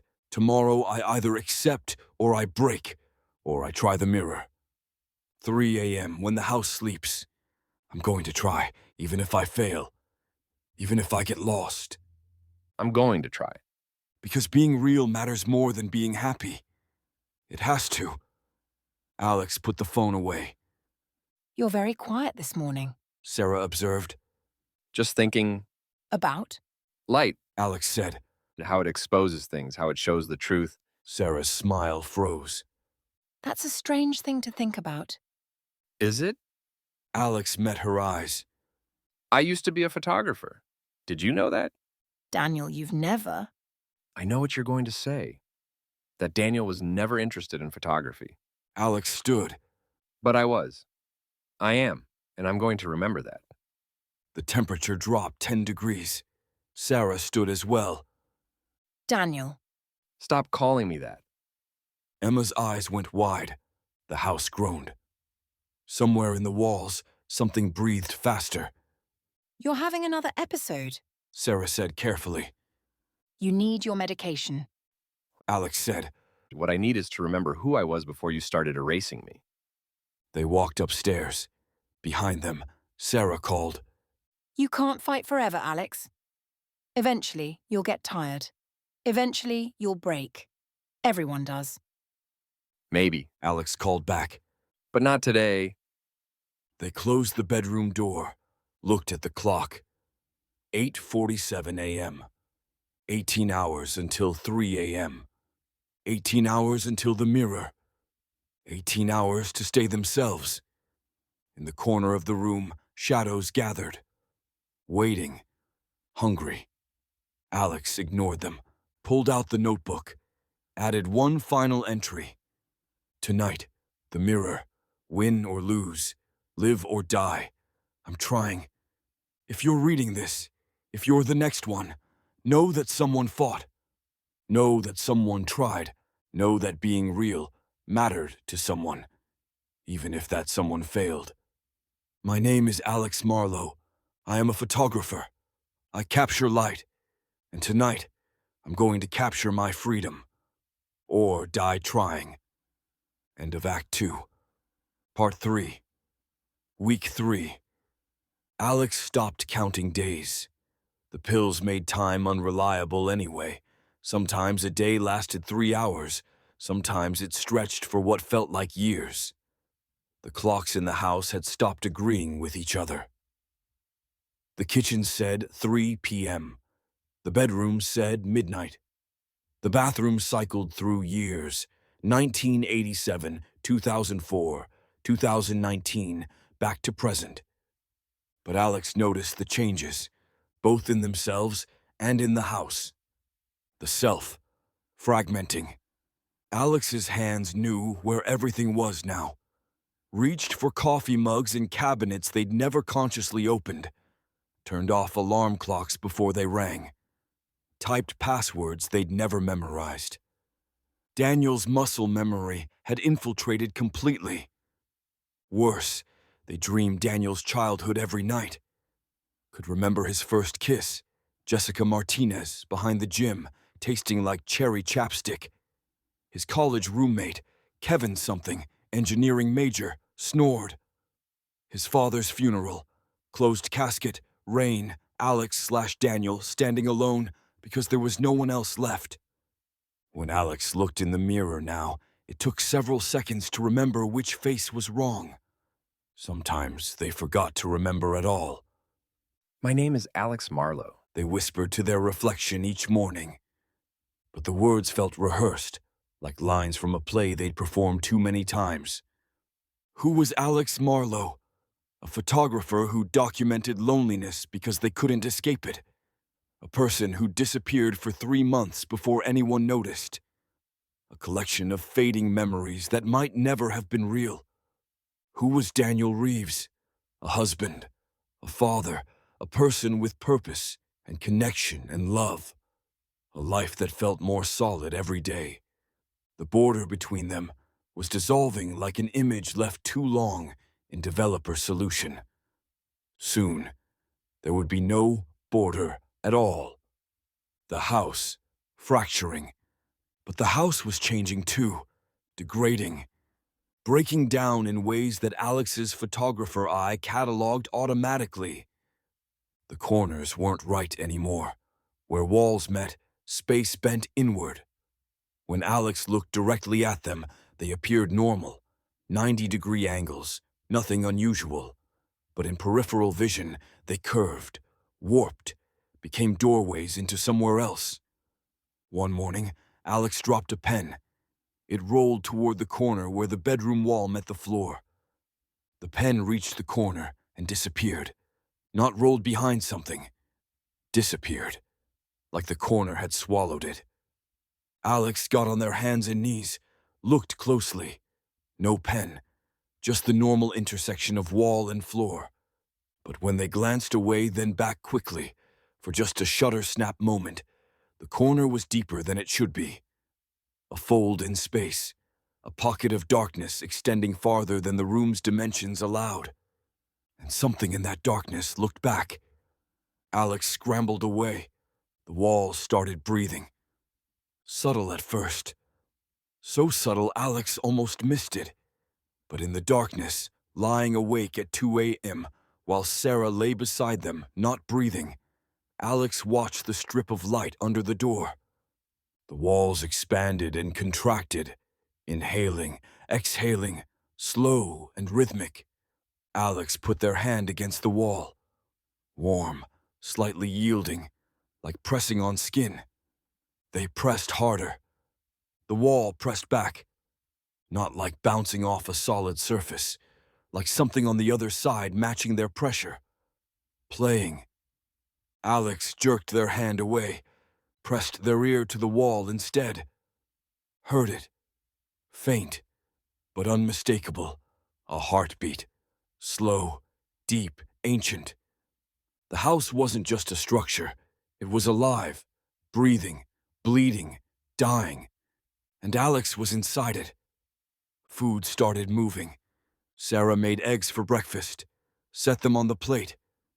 Normal. Ordinary. Except the eggs moved. Not from heat, not from residual cooking. They slid across the plate with purpose, trying to reach the edge, trying to escape. One made it. Fell to the floor with a wet splat. For 3 seconds, nothing happened. Then the egg grew legs. Tiny, translucent. Too many legs sprouting from the yolk like hairs. It scuttled toward the corner and vanished into the darkness there. Sarah pretended not to notice. Eat your breakfast, honey. Alex stared at the remaining eggs. I'm not hungry. You need to eat. Keep your strength up. The compulsion hit. Alex's hand picked up the fork. Their mouth opened. They ate. The eggs tasted like the idea of eggs. All the right flavors, but somehow flat. Two-dimensional. Like eating a photograph of food. Like everything in this house. Sound stopped working correctly. Alex dropped a mug at dinner. It hit the floor. The crash came 3 seconds later. Careful, Sarah said. Her lips moved. The word arrived 4 seconds after. At work, it was worse. People spoke and their voices came from wrong directions. Brad talking from the left, voice emanating from behind. The phone ringing in conference room B, sound coming from the bathroom. Time and sound had desynchronized, become unmoored from their sources. Alex tried to speak. I need to go home. Heard their own voice say, home. Then, 30 seconds later, I need to. Then, go. The words arriving backward, scrambled, like a corrupted audio file. Temperature became zoned. The kitchen was exactly 72 degrees Fahrenheit. Always, no matter what. The living room, 71 degrees Fahrenheit. But the bedroom had 3 distinct zones. Stand by the bed, 73 degrees Fahrenheit. Near the windows, 68 degrees Fahrenheit. In the closet, 75 degrees Fahrenheit. Sharp boundaries between them. Step from one zone to another, and the temperature changed instantly, like walking through invisible walls. The bathroom cycled. 70 degrees Fahrenheit for 3 minutes, 80 degrees Fahrenheit for 1 minute, 65 degrees Fahrenheit for 2 minutes. Regular, mechanical, wrong. Alex stood outside Emma's room, put their hand near the gap under the door. The air was cold. So cold, it hurt. Frost formed on their fingertips. But when Emma opened the door, the room inside looked normal. No ice, no condensation. The temperature was a lie. Or the room was a lie, or both. It's getting worse. Emma said one evening. Alex looked up from their untouched dinner. What is? The house. It's breaking down because you're fighting. Her ancient eyes looked almost concerned, almost human. When someone resists this long, the house strains, uses more energy to hold you, starts to crack. Good. No, not good. Emma's voice was small, genuinely afraid. When the house cracks, the between leaks in, and you don't want the between inside with you. What is the between? The space under reality, the gaps between, where we come from. She gestured at the corners, at the breathing walls, at the impossible physics. This house is a bubble. A pocket. It keeps the between out and keeps you in. But stress it enough and the bubble pops.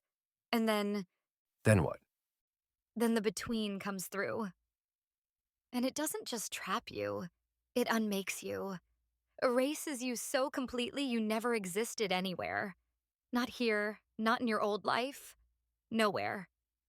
Emma's voice broke. I've seen it happen. Houses that collapsed, people who pushed too hard. The between swallowed them, and reality sealed over the holes they left. No one remembers them. No one misses them. They're just gone. You're lying. I'm trying to save you. She looked toward the corners. Something moved there. Reached. You have two choices now. Accept and be Daniel. Or try the mirror at 3 a.m. and risk the between. But if you wait too long, if the house collapses first, you don't get either choice. You just stop being. The degradation accelerated.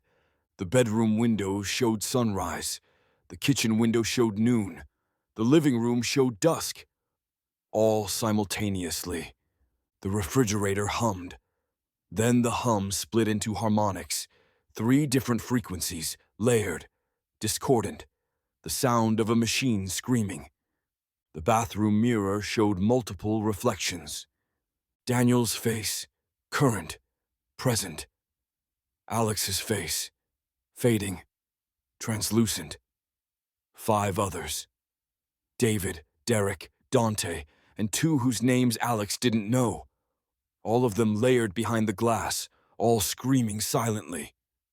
Alex leaned closer. The reflections leaned too, but not synchronized, each moving at slightly different times. And behind all of them, something else, watching, waiting.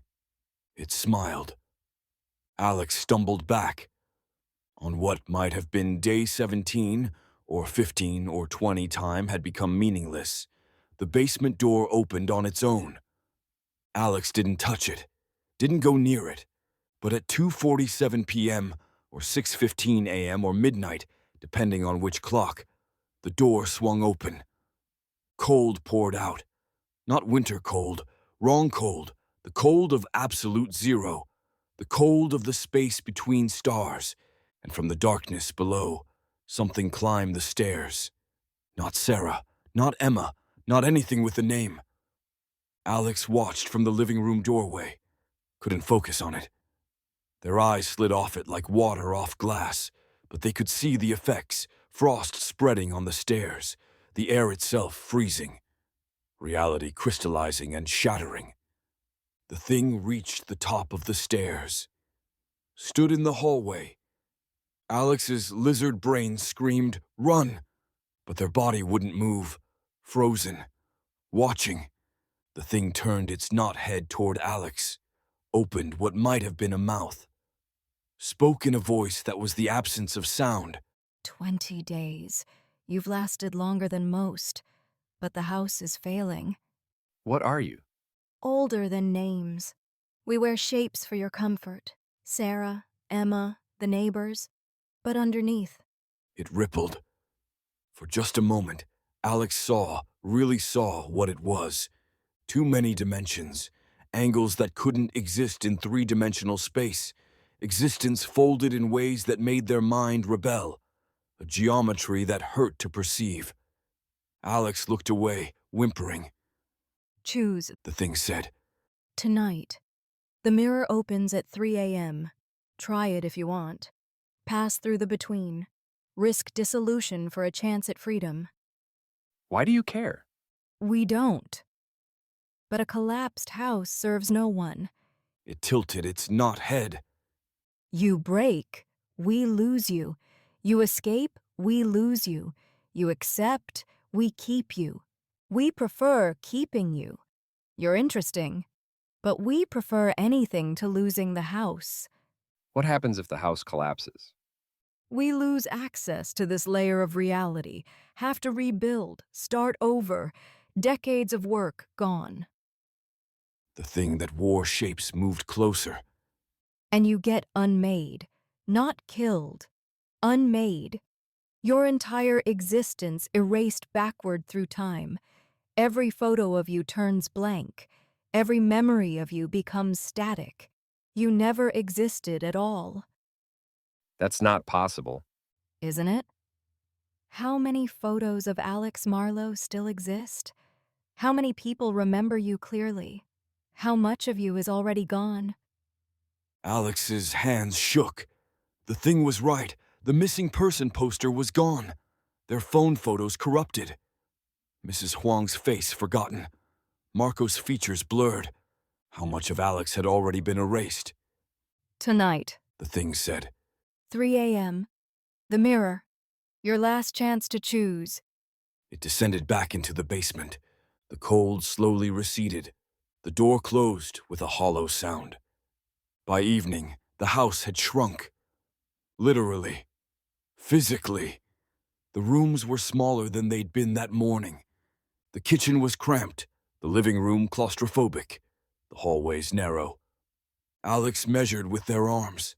The hallway had been wide enough for 2 people side by side. Now barely wide enough for 1. The ceiling was lower. Alex could touch it flat-palmed. Yesterday they would have needed to jump. The walls were pressing inward, squeezing.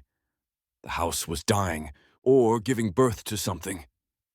It's because of you, Sarah said at dinner.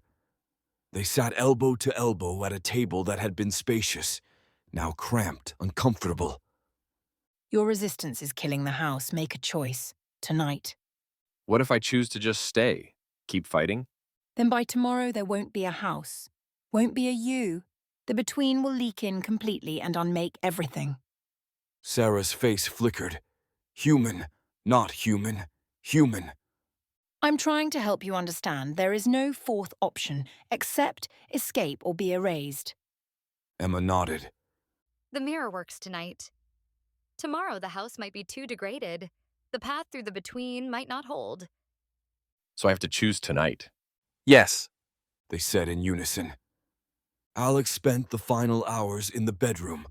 The corner behind the dresser had expanded to consume half the wall.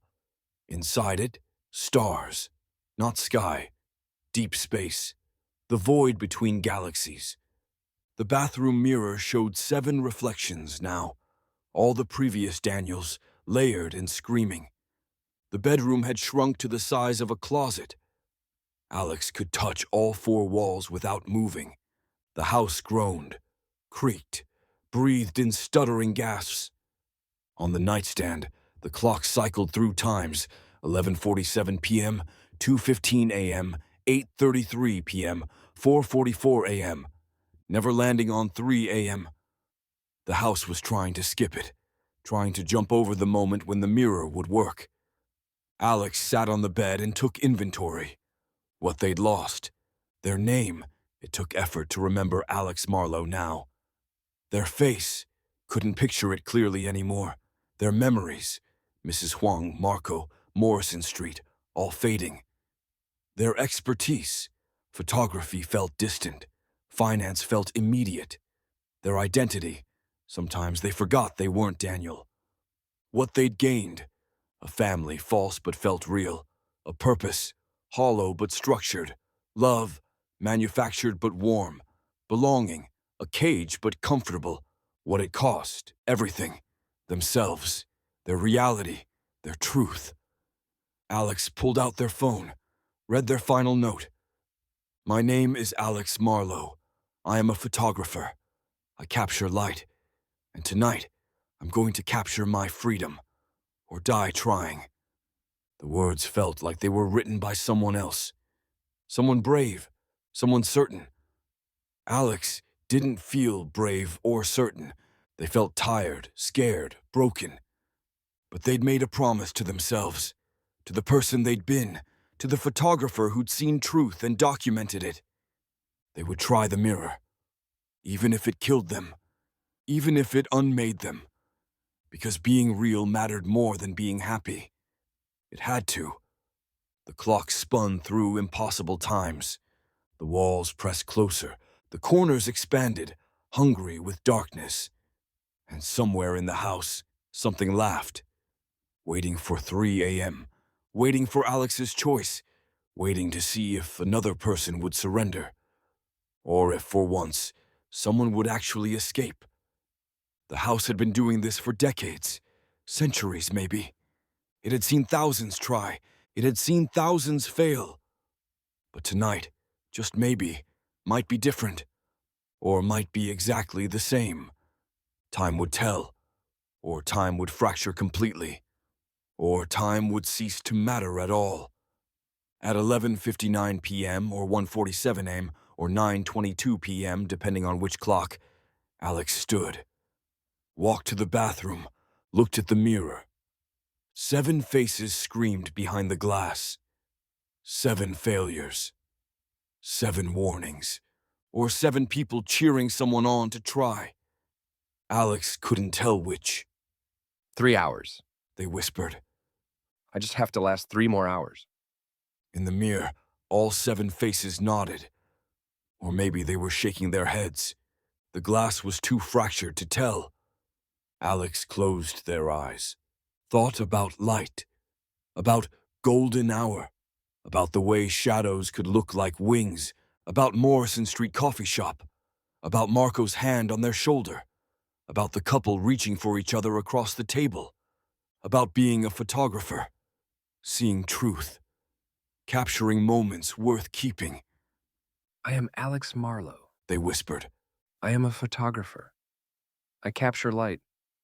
The words felt thin, transparent, like tissue paper, but they were all Alex had left, so they held on to them and waited for 3 a.m., for the mirror to open, for their last chance to choose, accept the comfortable lie, or risk everything for the difficult truth. The house breathed around them, wounded, dying. The corners reached with hungry darkness. The reflections screamed or cheered or warned. And 3 hours stretched ahead like an eternity. 3 hours to stay themselves. 3 hours to remember why freedom mattered. 3 hours until everything changed. Forever. End of Act 3, Part 4. 8 hours until 3 a.m. The house had stopped pretending. The walls breathed openly now. Inhale, exhale, inhale. Labored and wet, the corners had expanded so far they'd nearly consumed entire walls. Through them, Alex could see other places, other houses, other families, other people trapped in perfect lives. Thousands of them, stretching back through decades. The temperature cycled wildly. Freezing, boiling, freezing again. The air itself felt wrong, too thick, like breathing through water. Sarah sat across from Alex in what remained of the living room. The walls had pressed so close they could both touch them without reaching. Tell me about Alex Marlowe, she said softly. Not cruel, almost gentle. What did they have that Daniel doesn't? Alex tried to remember. A camera, a purpose, truth. They had loneliness, isolation, days that bled together in an empty apartment. Sarah leaned forward. The temperature dropped 10 degrees. You photographed lonely people because you were lonely. You documented isolation because you were isolated. You captured connection you couldn't have. Each word was a scalpel, precise and cutting. At least it was real, Alex said. Was it? Sarah's eyes were black now, completely black. How do you know that life was real and this one isn't? How do you know you weren't always here, and Alex Marlowe was the dream, the fantasy you created to cope with being trapped? The question hit like vertigo. Think about it, Sarah continued. You can't remember Alex's apartment clearly. Can't remember their camera model. Can't remember faces of people you supposedly knew. But you remember this house perfectly. You know where every mug is.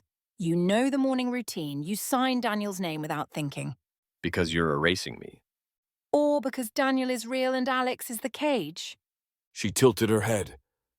What if you've always been Daniel? What if Alex Marlowe is just a confused episode? A dissociative break? Chemical imbalance? No. Prove it. Tell me one thing about Alex you're certain of. One concrete, specific detail. Alex opened their mouth. Their birthday. When was Alex's birthday? March 17th. Their mind supplied immediately. But wait, was that Alex's birthday or Daniel's? Your apartment, Sarah prompted.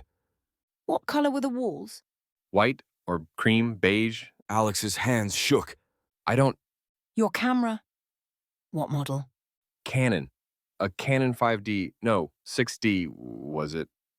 The number wouldn't come, wouldn't solidify. You see? Sarah's smile was sad, almost pitying. You're already more Daniel than Alex. In a few hours, you won't remember Alex at all. You'll just be home. Finally, truly home. The mirror. The mirror is a trap. Sarah said flatly. It doesn't take you back to Alex's life. It takes you between, into the spaces between realities. Do you know what happens there? Alex didn't answer. Most people get lost immediately. Wander forever in the dark. No up, no down, no time, no space. Just endless falling through nothing. Sarah's voice dropped. Some people make it partway through. Get stuck in the membrane between worlds, half here, half there, half nowhere, screaming in dimensions you can't perceive. Someone made it through, Alex said. Emma told me. Someone escaped. Once, 40 years ago. One person out of thousands. Sarah stood, moved closer. And you know what they escaped back to? The same empty life they'd left. Same loneliness. Same slow disappearing. Within a year, they were right back where we found them. Alone, forgotten, barely existing. At least they chose it. Did they? Or did fear choose for them? Did pride? Did stubbornness? Sarah's hand touched Alex's cheek. Warm, real enough. I'm giving you one last chance. Stay, accept, be Daniel. Let go of a life that was never working and embrace one that does. It's not real. It's real enough, Sarah said. and sometimes that's all we get. Real enough, close enough, good enough. She pulled back. The mirror opens at 3 a.m. You have 8 hours to decide if you want truth more than happiness, if you want freedom more than love. She left. Alex sat alone in the shrinking room, surrounded by breathing walls and hungry corners, and wondered which choice would destroy them faster. 7 hours until 3 a.m. Emma appeared in the doorway, white nightgown. Old eyes wet with tears, real tears, the first Alex had seen her cry. I need to tell you something. She said. What? I used to be someone else. Her voice was small, broken. Before they made me into this, I was a person. A real person. I had a name that wasn't Emma. Alex's breath caught. What was it? I don't remember. The tears spilled over. I've tried. For decades, I've tried to remember. But it's gone. All of it. Who I was, who I loved, what I wanted, everything erased except the knowing that I used to be someone. How long ago? 1952. Emma's voice cracked. I was 23. I lived alone in a boarding house. Worked as a typist. No family, no one who would miss me. They found me, collected me, made me into this. She gestured at her child's body. Eternal daughter. Eternal Emma. I've helped trap thousands of people. Thousands. And I can't stop. Can't fight. Can't even remember why I should want to. Emma. That's not my name. She sobbed. My name was... It started with... I think it was... She pressed her hands to her head. It's gone. Completely gone. I've been Emma longer than I was myself. Emma is all that's left. Alex knelt beside her. You helped me. You warned me. You said my real name when you shouldn't have. Because seeing you fight made me remember that I fought too. Once. Emma looked up. You're going to try the mirror, aren't you? Yes. Good. She wiped her eyes. Someone should try. Someone should fight, even if... She stopped. Even if what? Even if they get lost. Even if they fail. Even if the between takes them and they wander forever in the dark. Emma's ancient eyes met Alex's. Because at least they tried. At least they didn't just Surrender. Come with me. Alex said suddenly. Try the mirror with me. Escape. Emma smiled sadly. I can't. I'm too far gone. Emma is all I am now. The person I was. She's dead. I'm just her ghost, wearing a child's face, helping monsters trap people. You're more than that. No, I'm not. She stood. But you are. You're still mostly Alex, still fighting, still real underneath. She moved to the door, stopped, looked back. Alex? Yeah? The mirror. It's real. The escape is real. I've seen it work. Her voice was barely a whisper. But the between is hungry. It'll try to convince you to stop, to turn back, to accept the comfortable lie. You have to want freedom more than anything. More than safety, more than love, more than life itself. I do. Do you? Really? Emma's eyes were ancient and sad. Or do you just think you should? She left before Alex could answer. 5 hours until 3 a.m. Alex paced the bedroom. 3 steps wall to wall. That's how small it had become. The ceiling brushed their hair. The corners had consumed everything except a narrow strip of floor. Through the corners, visible in peripheral vision, Alex saw other Daniels, other versions of this same prison. Different decades, different furniture, same trap. All of them screaming silently. All of them trapped, all of them slowly forgetting who they'd been. And behind those versions, deeper in the folds of space, the between itself, not darkness. Worse, the absence of light, of matter, of existence, the gaps between atoms, the spaces between moments, the nothing that held everything apart. It moved, breathed, watched, and it was so hungry. Alex pulled out their phone, read their final note one more time. My name is Alex Marlowe. I am a photographer. I capture light. Did they believe that anymore? The memories of photography felt distant now, academic, like something they'd read about rather than lived. But finance felt immediate. Client portfolios, investment strategies, risk assessment. That knowledge sat in their brain like it had always been there. Which expertise was real? Both. Neither? Alex looked at their hands. Daniel's hands. With Daniel's scar and Daniel's ring. Tried one more time to remember their own hands. Their real hands. The memory wouldn't come. I am Alex Marlowe. They whispered, but the words felt hollow. I am a photographer. Meaningless. I capture light. Empty. Who was Alex Marlowe? A person who'd been alone for so long, they'd started photographing loneliness because it was all they knew. A person no one had called in months. A person who disappeared and nobody noticed for 3 months. A person whose entire existence could be summarized as tried to document connection while failing to create it. And who was Daniel Reeves? A husband, a father, a person with purpose. Someone who came home to people who knew his coffee order. False, yes.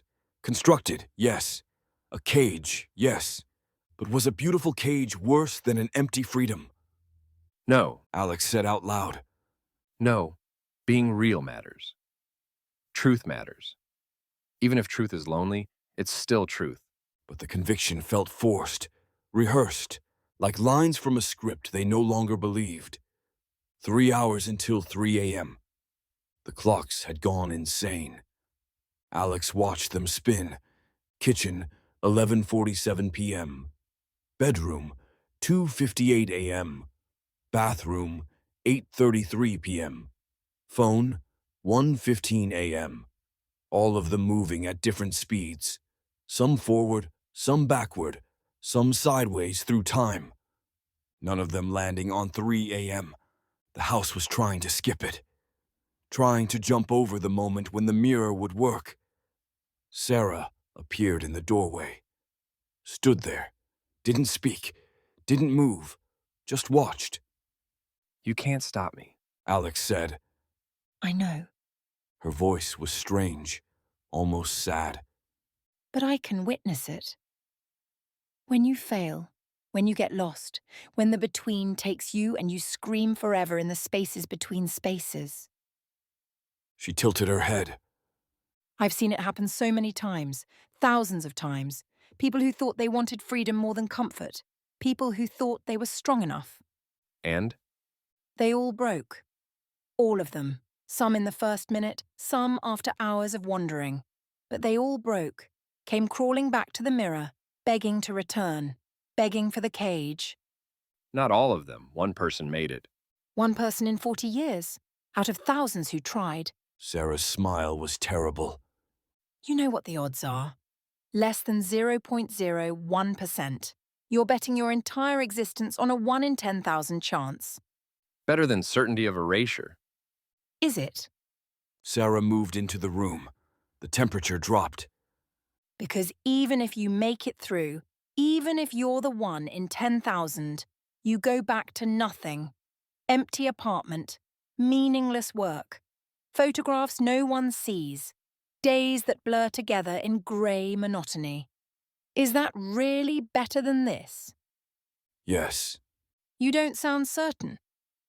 Alex wasn't certain. That was the problem.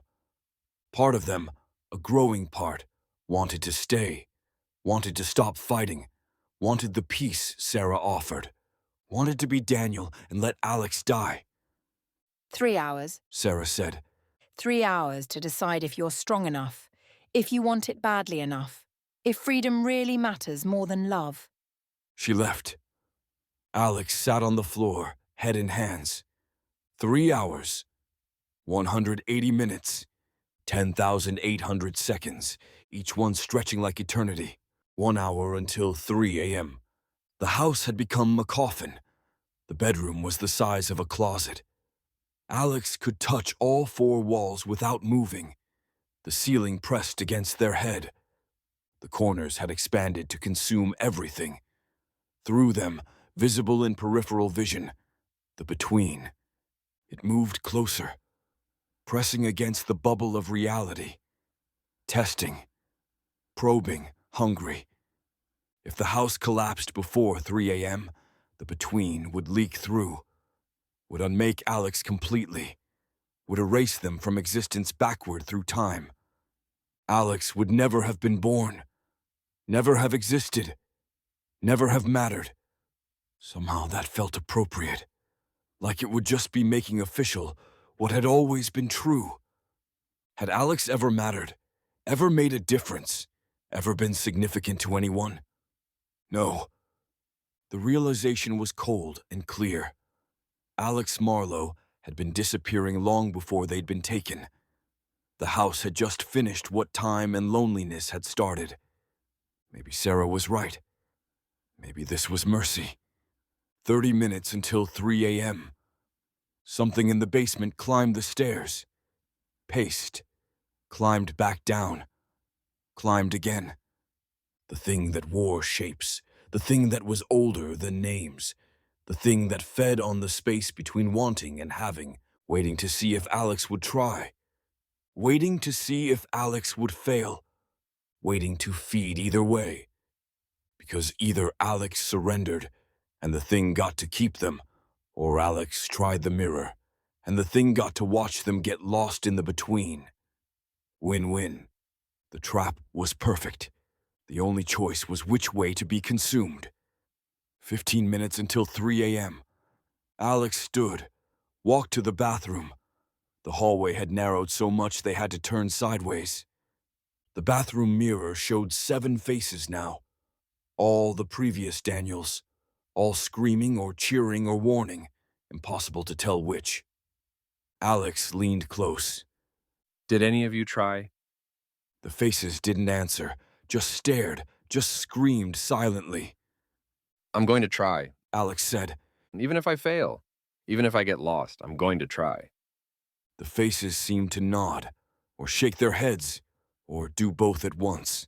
The glass fractured reality too much to tell. I am Alex Marlowe, they whispered. I am a photographer.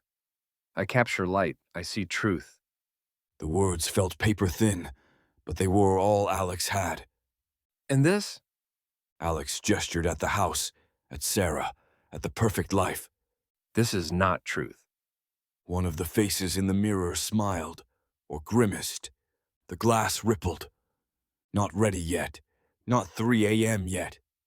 Soon, 5 minutes until 3 a.m. Alex stood in front of the mirror, hands on either side of the sink. Behind them, in the bedroom, Sarah waited, standing in the doorway, not moving, not breathing, just standing. Emma was in her room, crying or praying or sleeping. Alex couldn't tell. The house groaned, contracted, died. The corners expanded, the between pressed closer. The clocks spun madly, trying to skip 3 a.m., failing, spinning faster. And Alex made their choice. Not between Daniel and Alex, not between comfort and freedom, between giving up and trying, between surrendering to the slow erasure they'd always been experiencing and fighting for one last chance at being real. I want to go home, Alex whispered. I want my camera. My work, my truth. Even if it was lonely, it was mine. The mirror's surface began to change, to soften, to ripple. I want to capture light. I want to see things worth keeping. I want to be a photographer again. The glass became warm, pulsing, like skin, like something alive. I want to be Alex Marlowe. Even if Alex Marlowe was lonely and isolated and disappearing, even if no one noticed when I was gone, even if I mattered to no one. The rippling intensified. Because I mattered to me. Behind them, Sarah appeared in the bathroom doorway. Alex, don't. But Alex wasn't listening anymore. The clock, all the clocks, finally, reluctantly, landed on 3 a.m. The house exhaled. The lights died. When they flickered back, they strobed like a dying heartbeat. The mirror's surface rippled like water, like membrane, like the space between states of matter. Alex's reflection began to change. Daniel's face melted like wax. Underneath, Alex, their real face, staring back from inside the glass. The reflection raised a hand, pressed it against the glass from the inside. Alex matched it. Palm to palm, the glass was warm, soft pulsing. Alex, no! Sarah screamed. Her voice was wrong. 3 voices, 10 voices, 1,000 voices. The mask falling away completely. Don't do this. The between will take you. You'll be lost forever. Maybe, Alex said. But at least I'll be lost as myself. They pushed. Their hand went through. Behind them, Sarah's shriek shattered windows. Emma screamed. The house screamed. The thing in the basement screamed. All of them in frequencies that shouldn't exist, in ranges that hurt, in harmonics that broke reality. You're ours. You'll always be ours. No one escapes. But Alex was already falling through silver darkness, through the membrane between worlds, through the space where reality thinned to nothing, into the between. End of Act 4, Part 5. Alex pushed. Their hand went through. The glass wasn't glass. It was membrane, warm and wet, like amniotic fluid. It clung to their skin as they passed through, resistance and invitation at once, like pushing through the surface of a photograph, through the 2-dimensional image into the depth behind it. For one moment, Alex existed in both places, hand in the mirror, body in the bathroom, split, doubled, a long exposure, capturing movement, leaving ghost trails. Then gravity reversed. Not up becoming down, all directions becoming meaningless. Alex fell in every direction at once, Up, down, sideways, inward, through dimensions that didn't have names, their bones unhitched from their joints.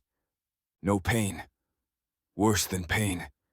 The sensation of coming apart at the seams, of being disassembled like a camera, broken down to component parts.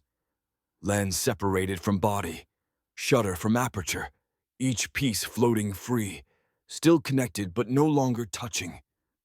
Shoulders popped loose from the torso, hips disconnected. Spine separated vertebra by vertebra, a string of beads cut and scattering. Fingers drifted away from hands, toes from feet, every joint undone. Alex's skin peeled away in sheets of light, not blood underneath, not muscle or bone, just light, pure light. The exposure they'd been chasing all their life, the perfect light, the true light, the light that showed everything as it really was. Their skin became photographs, each layer a different moment, childhood, adolescence, adulthood, all of it peeling away like old prints, curling at the edges, falling into the void. Muscle became shadow. Organs dissolved into pure sensation, breathing without lungs, seeing without eyes, existing as awareness being poured from one container into another. Their heart kept beating, but without a body to hold it. Just the rhythm, thump, thump, thump, thump, echoing through the nowhere. Alex was being developed, like a photograph in solution. The old image washing away, the new image emerging from the chemistry of transformation. Something else was here, in the between, in the space between worlds. It brushed past Alex's disassembled consciousness, ancient, curious, hungry, vast beyond comprehension, old beyond time. It touched what was left of Alex's mind, tasted their memories. And Alex saw other houses, thousands of them, tens of thousands, stretching back through time and space like reflections in parallel mirrors, infinite and identical. In each house, a family, beautiful wife, young child, man who looked like Daniel. Different faces, different decades, different furniture, but always the same structure, always the same trap, always the same slow erasure. In one house, 1952, a young woman at a typewriter, becoming a child. In another, 1987, a man with a camera, becoming Daniel. In another, 2004, someone forgetting their name. In another, 2019, someone signing the wrong signature. In another, now, someone taking the pills and surrendering. Thousands of people, all of them alone, all of them collected, all of them kept. And behind all the houses, deeper in the folds, the things that wore shapes, the things older than names, the things that fed on the space between wanting and having. They were vast, they were many, they were one. They spread across dimensions like a net, catching people who were already falling, giving them homes, giving them families, giving them love, taking their names in exchange, taking their faces, taking their selves. Not evil, worse than evil, neutral, efficient, necessary, like predators, like ecosystems, like the way the universe worked, entropy increasing, order decaying, everything eventually erased. They were just speeding up the inevitable. Alex wanted to scream, but had no mouth, wanted to run, but had no legs, wanted to close their eyes, but had no eyes to close. So they just witnessed, just saw, just understood. The between itself was watching, not the things that wore shapes, the between, the space itself. It was alive, aware, ancient beyond the things that hunted in it. It showed Alex what it wanted them to see, the one who escaped. 40 years ago, a woman named Sarah, not the Sarah, a different Sarah, the name recycled like everything else. She'd made it through the mirror, had survived the passage, had reassembled on the other side, had woken in a hospital bed, real and whole and free, had gone home to her empty apartment, had tried to return to her life, but the life didn't fit anymore. The job felt meaningless. The apartment felt wrong. The days blurred together in gray monotony. She'd been given belonging, then had it ripped away. The isolation felt sharper after having experienced connection, even false connection. Within 6 months, she was disappearing again. Within a year, she was exactly where she'd been before, alone, forgotten, falling through the cracks. Within 18 months, they found her again. This time, she went willingly. This time she begged them to make her forget. The Between showed Alex this memory, like a warning, like a promise, like a preview. This is what awaits you, it whispered in frequencies below sound.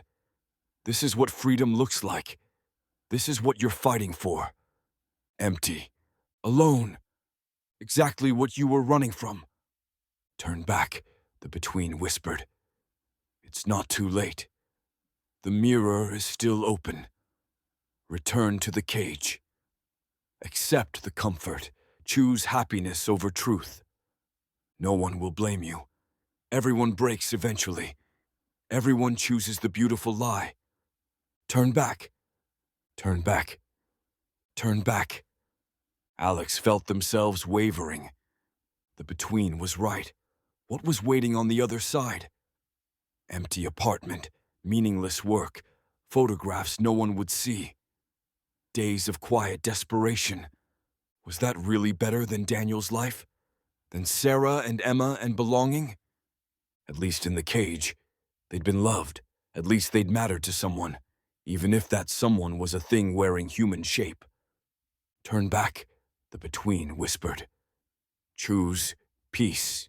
Choose happiness. Choose us. And Alex almost did. Almost turned. Almost stopped falling. Almost surrendered. But then they remembered. Morrison Street coffee shop. Morning light through east-facing windows. Golden hour glow. Marco's hand on their shoulder. Take care of yourself. Mrs. Huang waving from her garden. Come for dinner Sunday.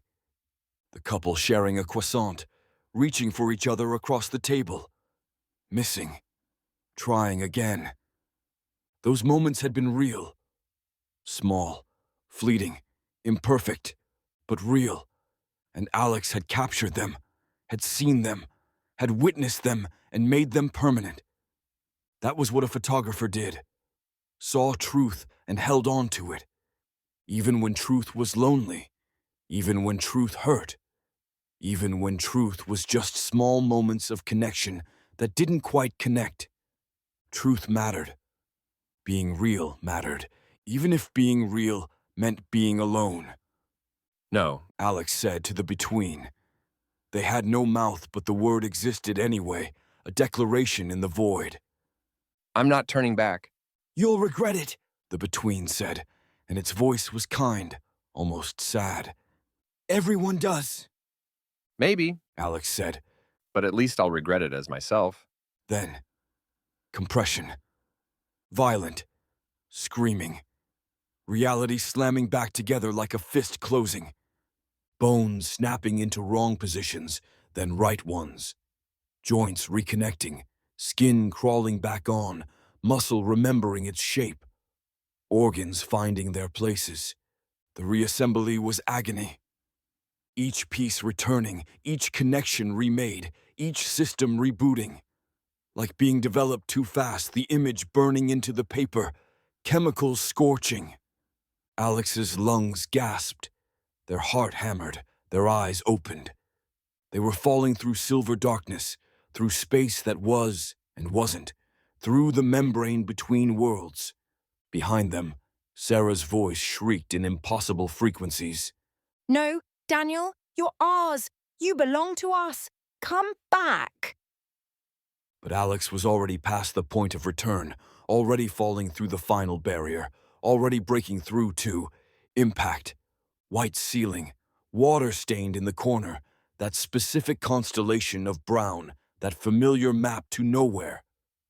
Alex woke. In their own body. Their actual body. Not Daniel's broad shoulders. Not Daniel's scarred knuckles. Not Daniel's face. Their own hands. Smaller. Different proportions. The wedding ring gone. The scar gone. Just Alex's hands. They flexed their fingers. The tendons moved right. The rhythm was correct. These hands had held cameras. These hands had captured light. These hands were theirs. Alex's breath came in sobs. They were crying. When had they started crying? The room smelled like antiseptic and old air conditioning and real human bodies. Hospital smell. Real smell. A nurse appeared, 40s, kind eyes that blinked at normal intervals. She gasped. Oh my God. She turned, shouted down the hallway. Get Dr. Martinez. They're awake. Her surprise was genuine. Her voice had texture, arriving at the correct time. Her face showed real human emotion, shock, relief, concern. She was real. This was real.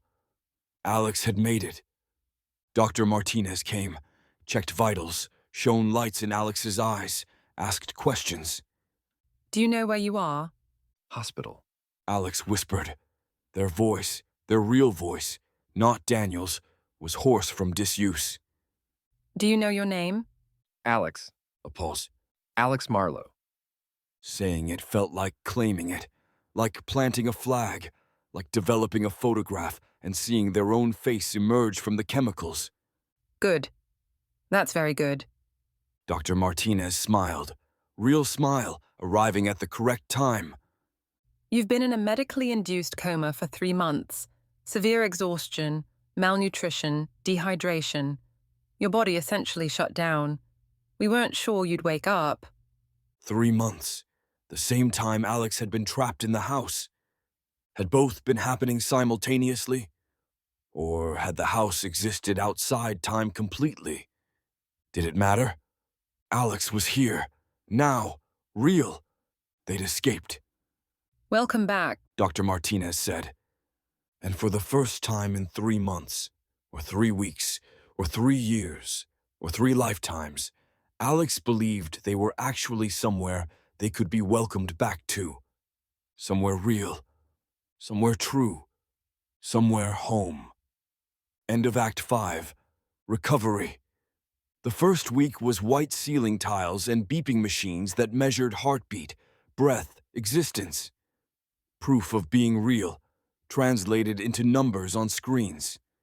The second week was learning to walk again. Alex's legs had forgotten how, or maybe they'd never been Alex's legs doing the walking in that house. These legs stumbled, these legs shook, these legs were weak and real and theirs. Physical therapy, occupational therapy. A social worker who asked gentle questions about family, none. Emergency contacts, none. Support system, complicated. Is there anyone we should call? The social worker asked. Alex thought about it. There's a coffee shop. Morrison Street. The owner, Marco, they might... We'll contact him. Marco came on day 10. Brought flowers, daisies and sunflowers, bright and real and almost painfully cheerful. Brought a latte in a travel cup, made the way Alex liked it. Don't do that again, she said, sitting beside the hospital bed. Their hand found Alex's shoulder, squeezed, warm, real, human. You scared the shit out of me. 3 months. 3 months before anyone thought to check on you. I'm sorry. Don't be sorry. Just. Marco's voice cracked. Just don't disappear like that. You matter, okay? You matter to people. You matter to me. The words hit like light through a lens, focusing something that had been blurred. Okay. Alex whispered. Okay. Mrs. Huang visited on day 12. Brought soup in a thermos.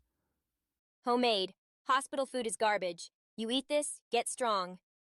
She sat in the visitor's chair, small and solid and real.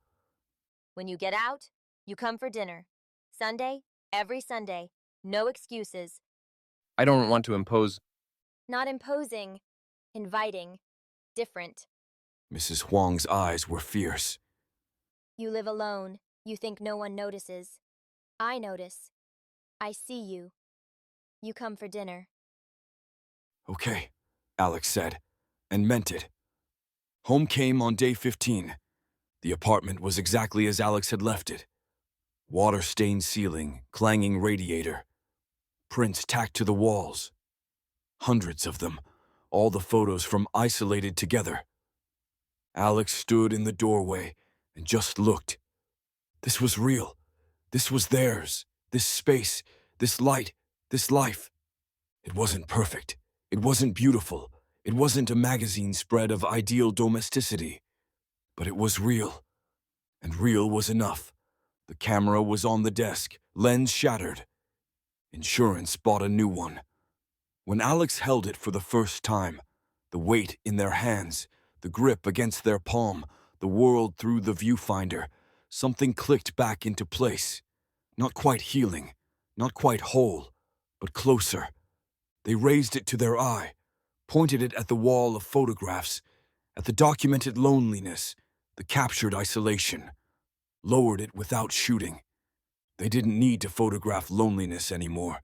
They'd lived inside it, been trapped by it, escaped it. Time for new subjects, time for new light, rebuilding. September became October, became November. Life wasn't perfect, but it was real. Therapy twice a week. Dr. Chen, who listened without judgment when Alex tried to explain where they'd been. Sometimes trauma manifests as vivid experiences. She said carefully. Dreams that feel more real than reality. The mind protecting itself through metaphor. It wasn't a dream. Then let's talk about what it meant to you. What it represented. Alex let her think it was metaphor. Easier than explaining. Safer than the truth. But at night, sometimes Alex wondered, had it been real?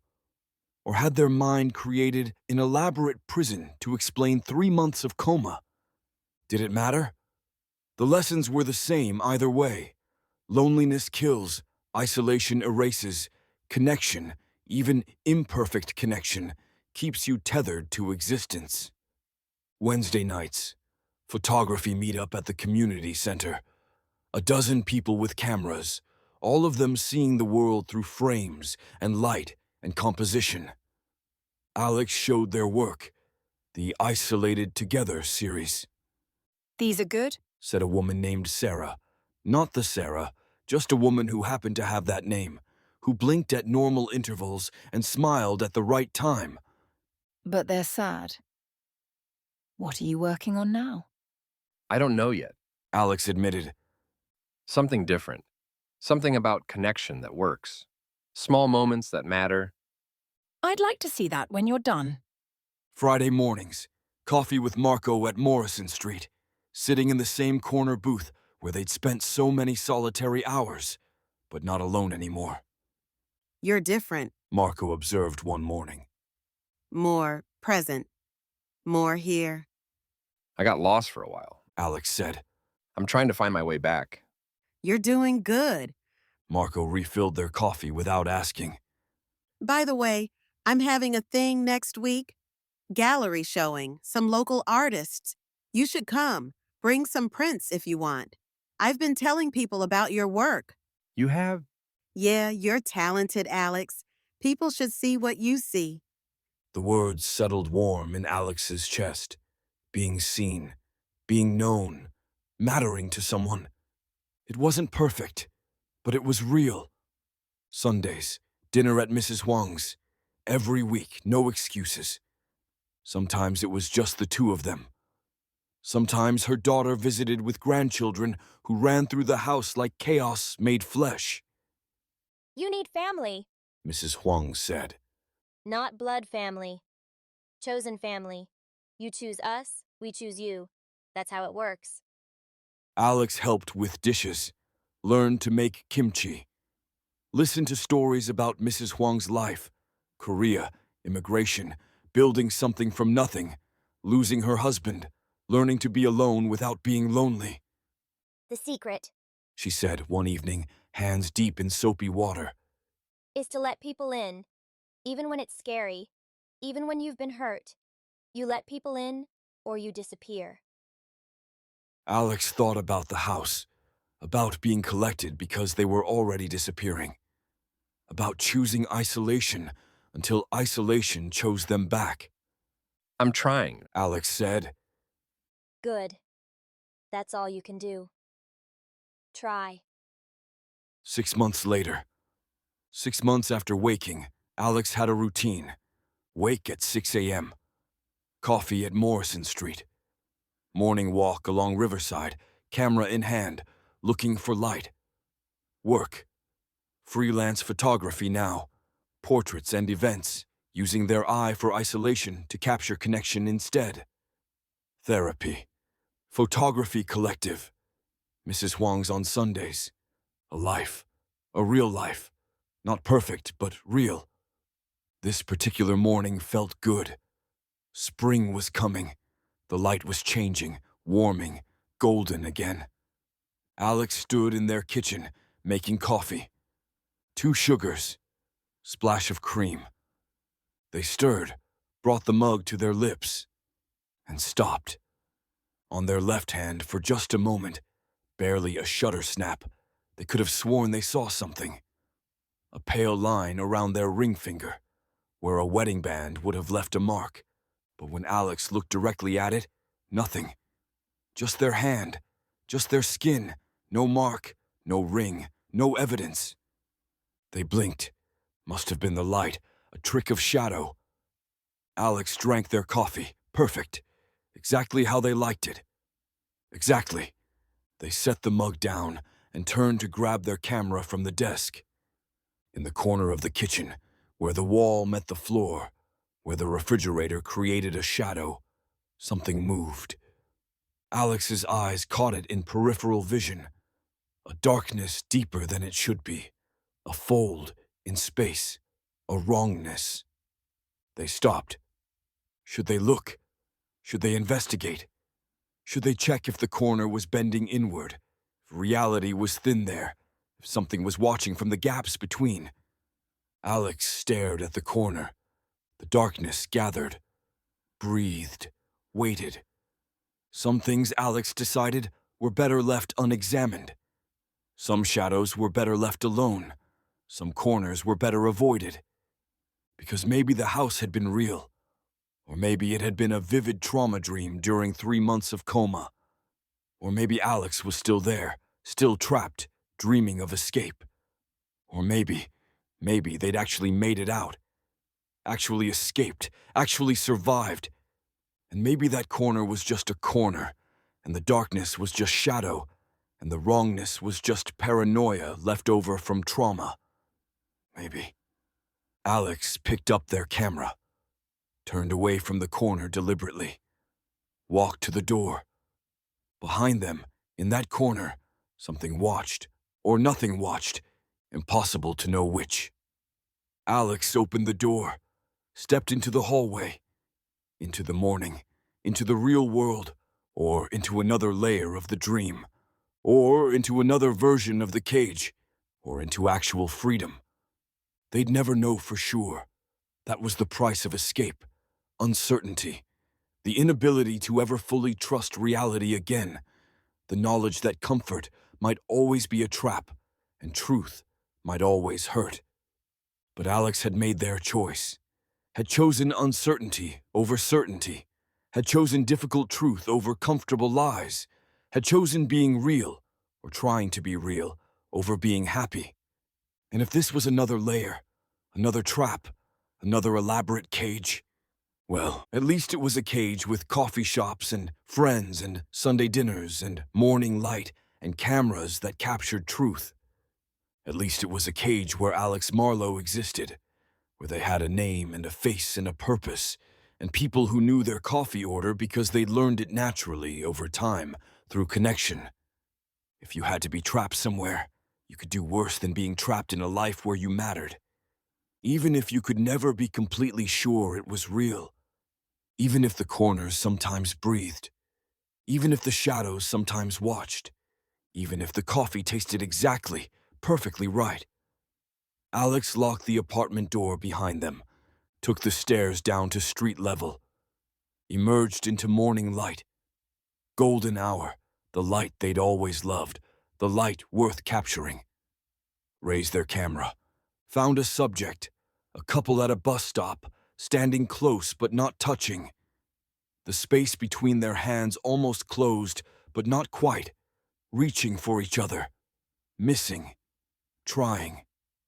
Alex adjusted the exposure, composed the shot, waited for the right moment. There, the man's hand moved, the woman's hand moved. For just one instant, their fingers brushed. Connection. Real connection. Brief and imperfect, but actual. Click. The shutter captured it, and Alex smiled. Because whether this was real or dream or another layer of trap, they were still a photographer, still capturing light, still seeing moments worth keeping, still trying to be real. And trying, in the end, was all anyone could do. Alex lowered the camera, checked the image on the screen. Clear, sharp, perfect. The couple, the light, the almost touch. No corruption, no errors, no static, just a moment of truth, captured and held. Alex saved the image, added it to a new series. Not isolated together anymore. This one would be called Reaching, because everyone was reaching for something. Everyone was trying to connect. Everyone was fighting against their own isolation in whatever way they could. And sometimes, not always, not often, but sometimes people actually touched, actually connected, actually found each other in the loneliness. That was worth documenting. That was worth remembering. That was worth fighting for.